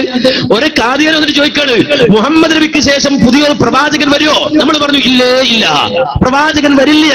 കാരണം ലാ നബിയ്യ ബഅദി, എനിക്ക് ശേഷം നബിയില്ല, പ്രവാചകൻ പുതുതായി വരില്ല എന്നാണ് നബി പഠിപ്പിച്ചത് എന്ന് പറയുമ്പോൾ മൂപ്പര് ഉത്തരം ശരിയായില്ല. കാരണം എന്താ, മൂപ്പർക്കുള്ള ഉത്തരമായിട്ടില്ല. അങ്ങനെ ഉത്തരം പറയാൻ പറ്റില്ല. ദീൻ അതെന്ത് പറയുന്നു, ഖുർആൻ എന്ത് പറയുന്നു, സുന്നത്ത് എന്ത് പറയുന്നു, അതുപോലെ ചരിത്രം എന്ത് പറയുന്നു, ആ നിലപാടിലാണ് മറുപടി വന്നത്. അതിനാണ് ഞാൻ ചരിത്രം പറഞ്ഞത്. അദ്ദേഹം എന്നോട് ചോദിച്ചത് 4 കൊല്ലം ഞാൻ മറ്റത് പ്രസംഗിച്ചപ്പോ കേട്ടിട്ട് ആരും പിഴച്ചത്രേ, അവര് മരിച്ചാൽ എന്താകുമത്രേ. അതിനാ ഞാൻ വെച്ചത് സ്വന്തം ഇമാമ് അശ്ശരി ഇമാമ് 40 കൊല്ലം പിഴപ്പിച്ചു. അതിനിടയിൽ കുറെ മനുഷ്യന്മാര് മരിച്ചുപോയി. അവരുടെ അവസ്ഥ എന്താന്ന് മറുപടി പറയണം, അല്ലെങ്കിൽ വ്യക്തമാക്കണം, അല്ലെങ്കിൽ ഉസ്താദിനോട് ചോദിച്ചിട്ട് പറഞ്ഞാലും മതി, അടുത്ത മുഖാമുഖത്തിന് ചോദിച്ചാലും മതി. അപ്പോ അതെന്തായാലും മൂപ്പർക്ക് മനസ്സിലായ, ചിലപ്പോ അത് മൂപ്പര് കേൾക്കണമെന്നായിരിക്കും ആദ്യമായിട്ട്. നമുക്കൊരു പ്രശ്നമില്ല, അങ്ങനെയൊക്കെ ചില സംഗതികൾ ആദ്യമായിട്ട് കേൾക്കണുണ്ടാവും, ബേജാറാകണ്ട. അപ്പോ കൃത്യമായി കാര്യങ്ങൾ പഠിക്കാനും മനസ്സിലാക്കാനും അതുപോലെ തന്നെ അള്ളാഹുവിന്റെ ദീനിന്റെ മാർഗത്തിൽ നന്നായി ആത്മാർത്ഥതയോടെ ഇഖ്ലാസോടെ പ്രവർത്തിക്കാൻ നമ്മൾ തയ്യാറാവാം. വേറൊന്നും ഒരു ലക്ഷ്യവും നമുക്കില്ല. ഒരിക്കലും ഒരു വോട്ട് ബാങ്കാകാൻ വന്നവരല്ല നമ്മൾ. നമ്മുടെ കൽബിൽ പടച്ച റബ്ബ് അള്ളാഹു, അവനിൽ നിന്നുള്ള പ്രതിഫലം, അള്ളാഹുവിന്റെ അടുക്കൽ രക്ഷ, നാളെ പരലോകത്ത് ആ റബ്ബിന്റെ മുന്നിൽ ഹാജരാക്കപ്പെടുമ്പോ മുഹമ്മദ് മുസ്തഫ സല്ലല്ലാഹു അലൈഹി വസല്ലമയുടെ ലിവാഇന് കീഴെ അവിടെ പ്രവാചകന്റെ പിന്നിൽ നിന്നുകൊണ്ട് അള്ളാഹുവിന്റെ ആ സ്വർഗത്തിലേക്ക് കടക്കണമെന്ന ആഗ്രഹം, ആ ആഗ്രഹം മുന്നിൽ വെച്ചുകൊണ്ട് ആത്മാർത്ഥമായി പണിയെടുക്കുക, ആത്മാർത്ഥമായി പരിശ്രമിക്കുക, നമ്മുടെ ജീവിതം അള്ളാഹുവിന് പരിപൂർണമായും സമർപ്പിക്കുക, മുഹമ്മദ് മുസ്തഫ സല്ലല്ലാഹു അലൈഹി വസല്ലമയെ ഇത്തിബാ ചെയ്യുക. റബ്ബേ റഹ്മാനെ, ഞങ്ങൾ നീ അതിനെ സഹായിക്കണം നാഥ. അല്ലാഹുവേ, വലിയൊരു ഉത്തരവാദിത്വമാണ് ഇവിടെ നിർവഹിച്ചിട്ടുള്ളത്. നാഥ, നിന്റെ പ്രീതി ഉദ്ദേശിച്ചുകൊണ്ടാണ് റബ്ബേ ഈ പരിപാടി ഞങ്ങൾ സംഘടിപ്പിച്ചത്. നീ ഇത് കബൂലാക്കണം റഹ്മാനെ. അല്ലാഹുവേ, ഞങ്ങളിൽ എന്തെങ്കിലും പാകപ്പിഴവുകൾ സംഭവിച്ചു പോയിട്ടുണ്ടെങ്കിൽ ഞങ്ങൾക്ക് നീ പുറത്തു മാപ്പാക്കി തന്നെ റഹ്മാനെ. അല്ലാഹുവേ, ഈ ദീനീ സംരംഭത്തിന്റെ പേരിൽ പരിക്കേറ്റ പ്രയാസം അനുഭവിക്കുന്ന ആളുകൾക്ക് അല്ലാഹുവേ അവരുടെ ജീവിതത്തിൽ നീ ഖൈറും ബർക്കത്തും നൽകണം റഹ്മാനെ. അല്ലാഹുവേ, നാളെ സ്വർഗത്തിൽ അവർക്ക് ഒരു പദവി ഉയർത്തി കിട്ടാൻ, അവരുടെ സ്ഥാനം ഉയർന്നു കിട്ടാൻ ഒരു കാരണമായി അല്ലാഹുവേ നീ ഇത് സ്വീകരിക്കണം റഹ്മാനെ. അല്ലാഹുവയുടെ പങ്കെടുത്ത മുഴുവൻ ആളുകൾക്കും നീ അവരുടെ ജീവിതത്തിൽ ഹിദായത്തും ബർക്കത്തും നൽകി അനുഗ്രഹിക്കണം റഹ്മാനെ. അല്ലാഹുവേ, ഞങ്ങളിൽ നിന്ന് മരണപ്പെട്ടു പോയവരുടെ ഖബറിടങ്ങൾ നീ വിശാലമാക്കണം റഹ്മാനെ.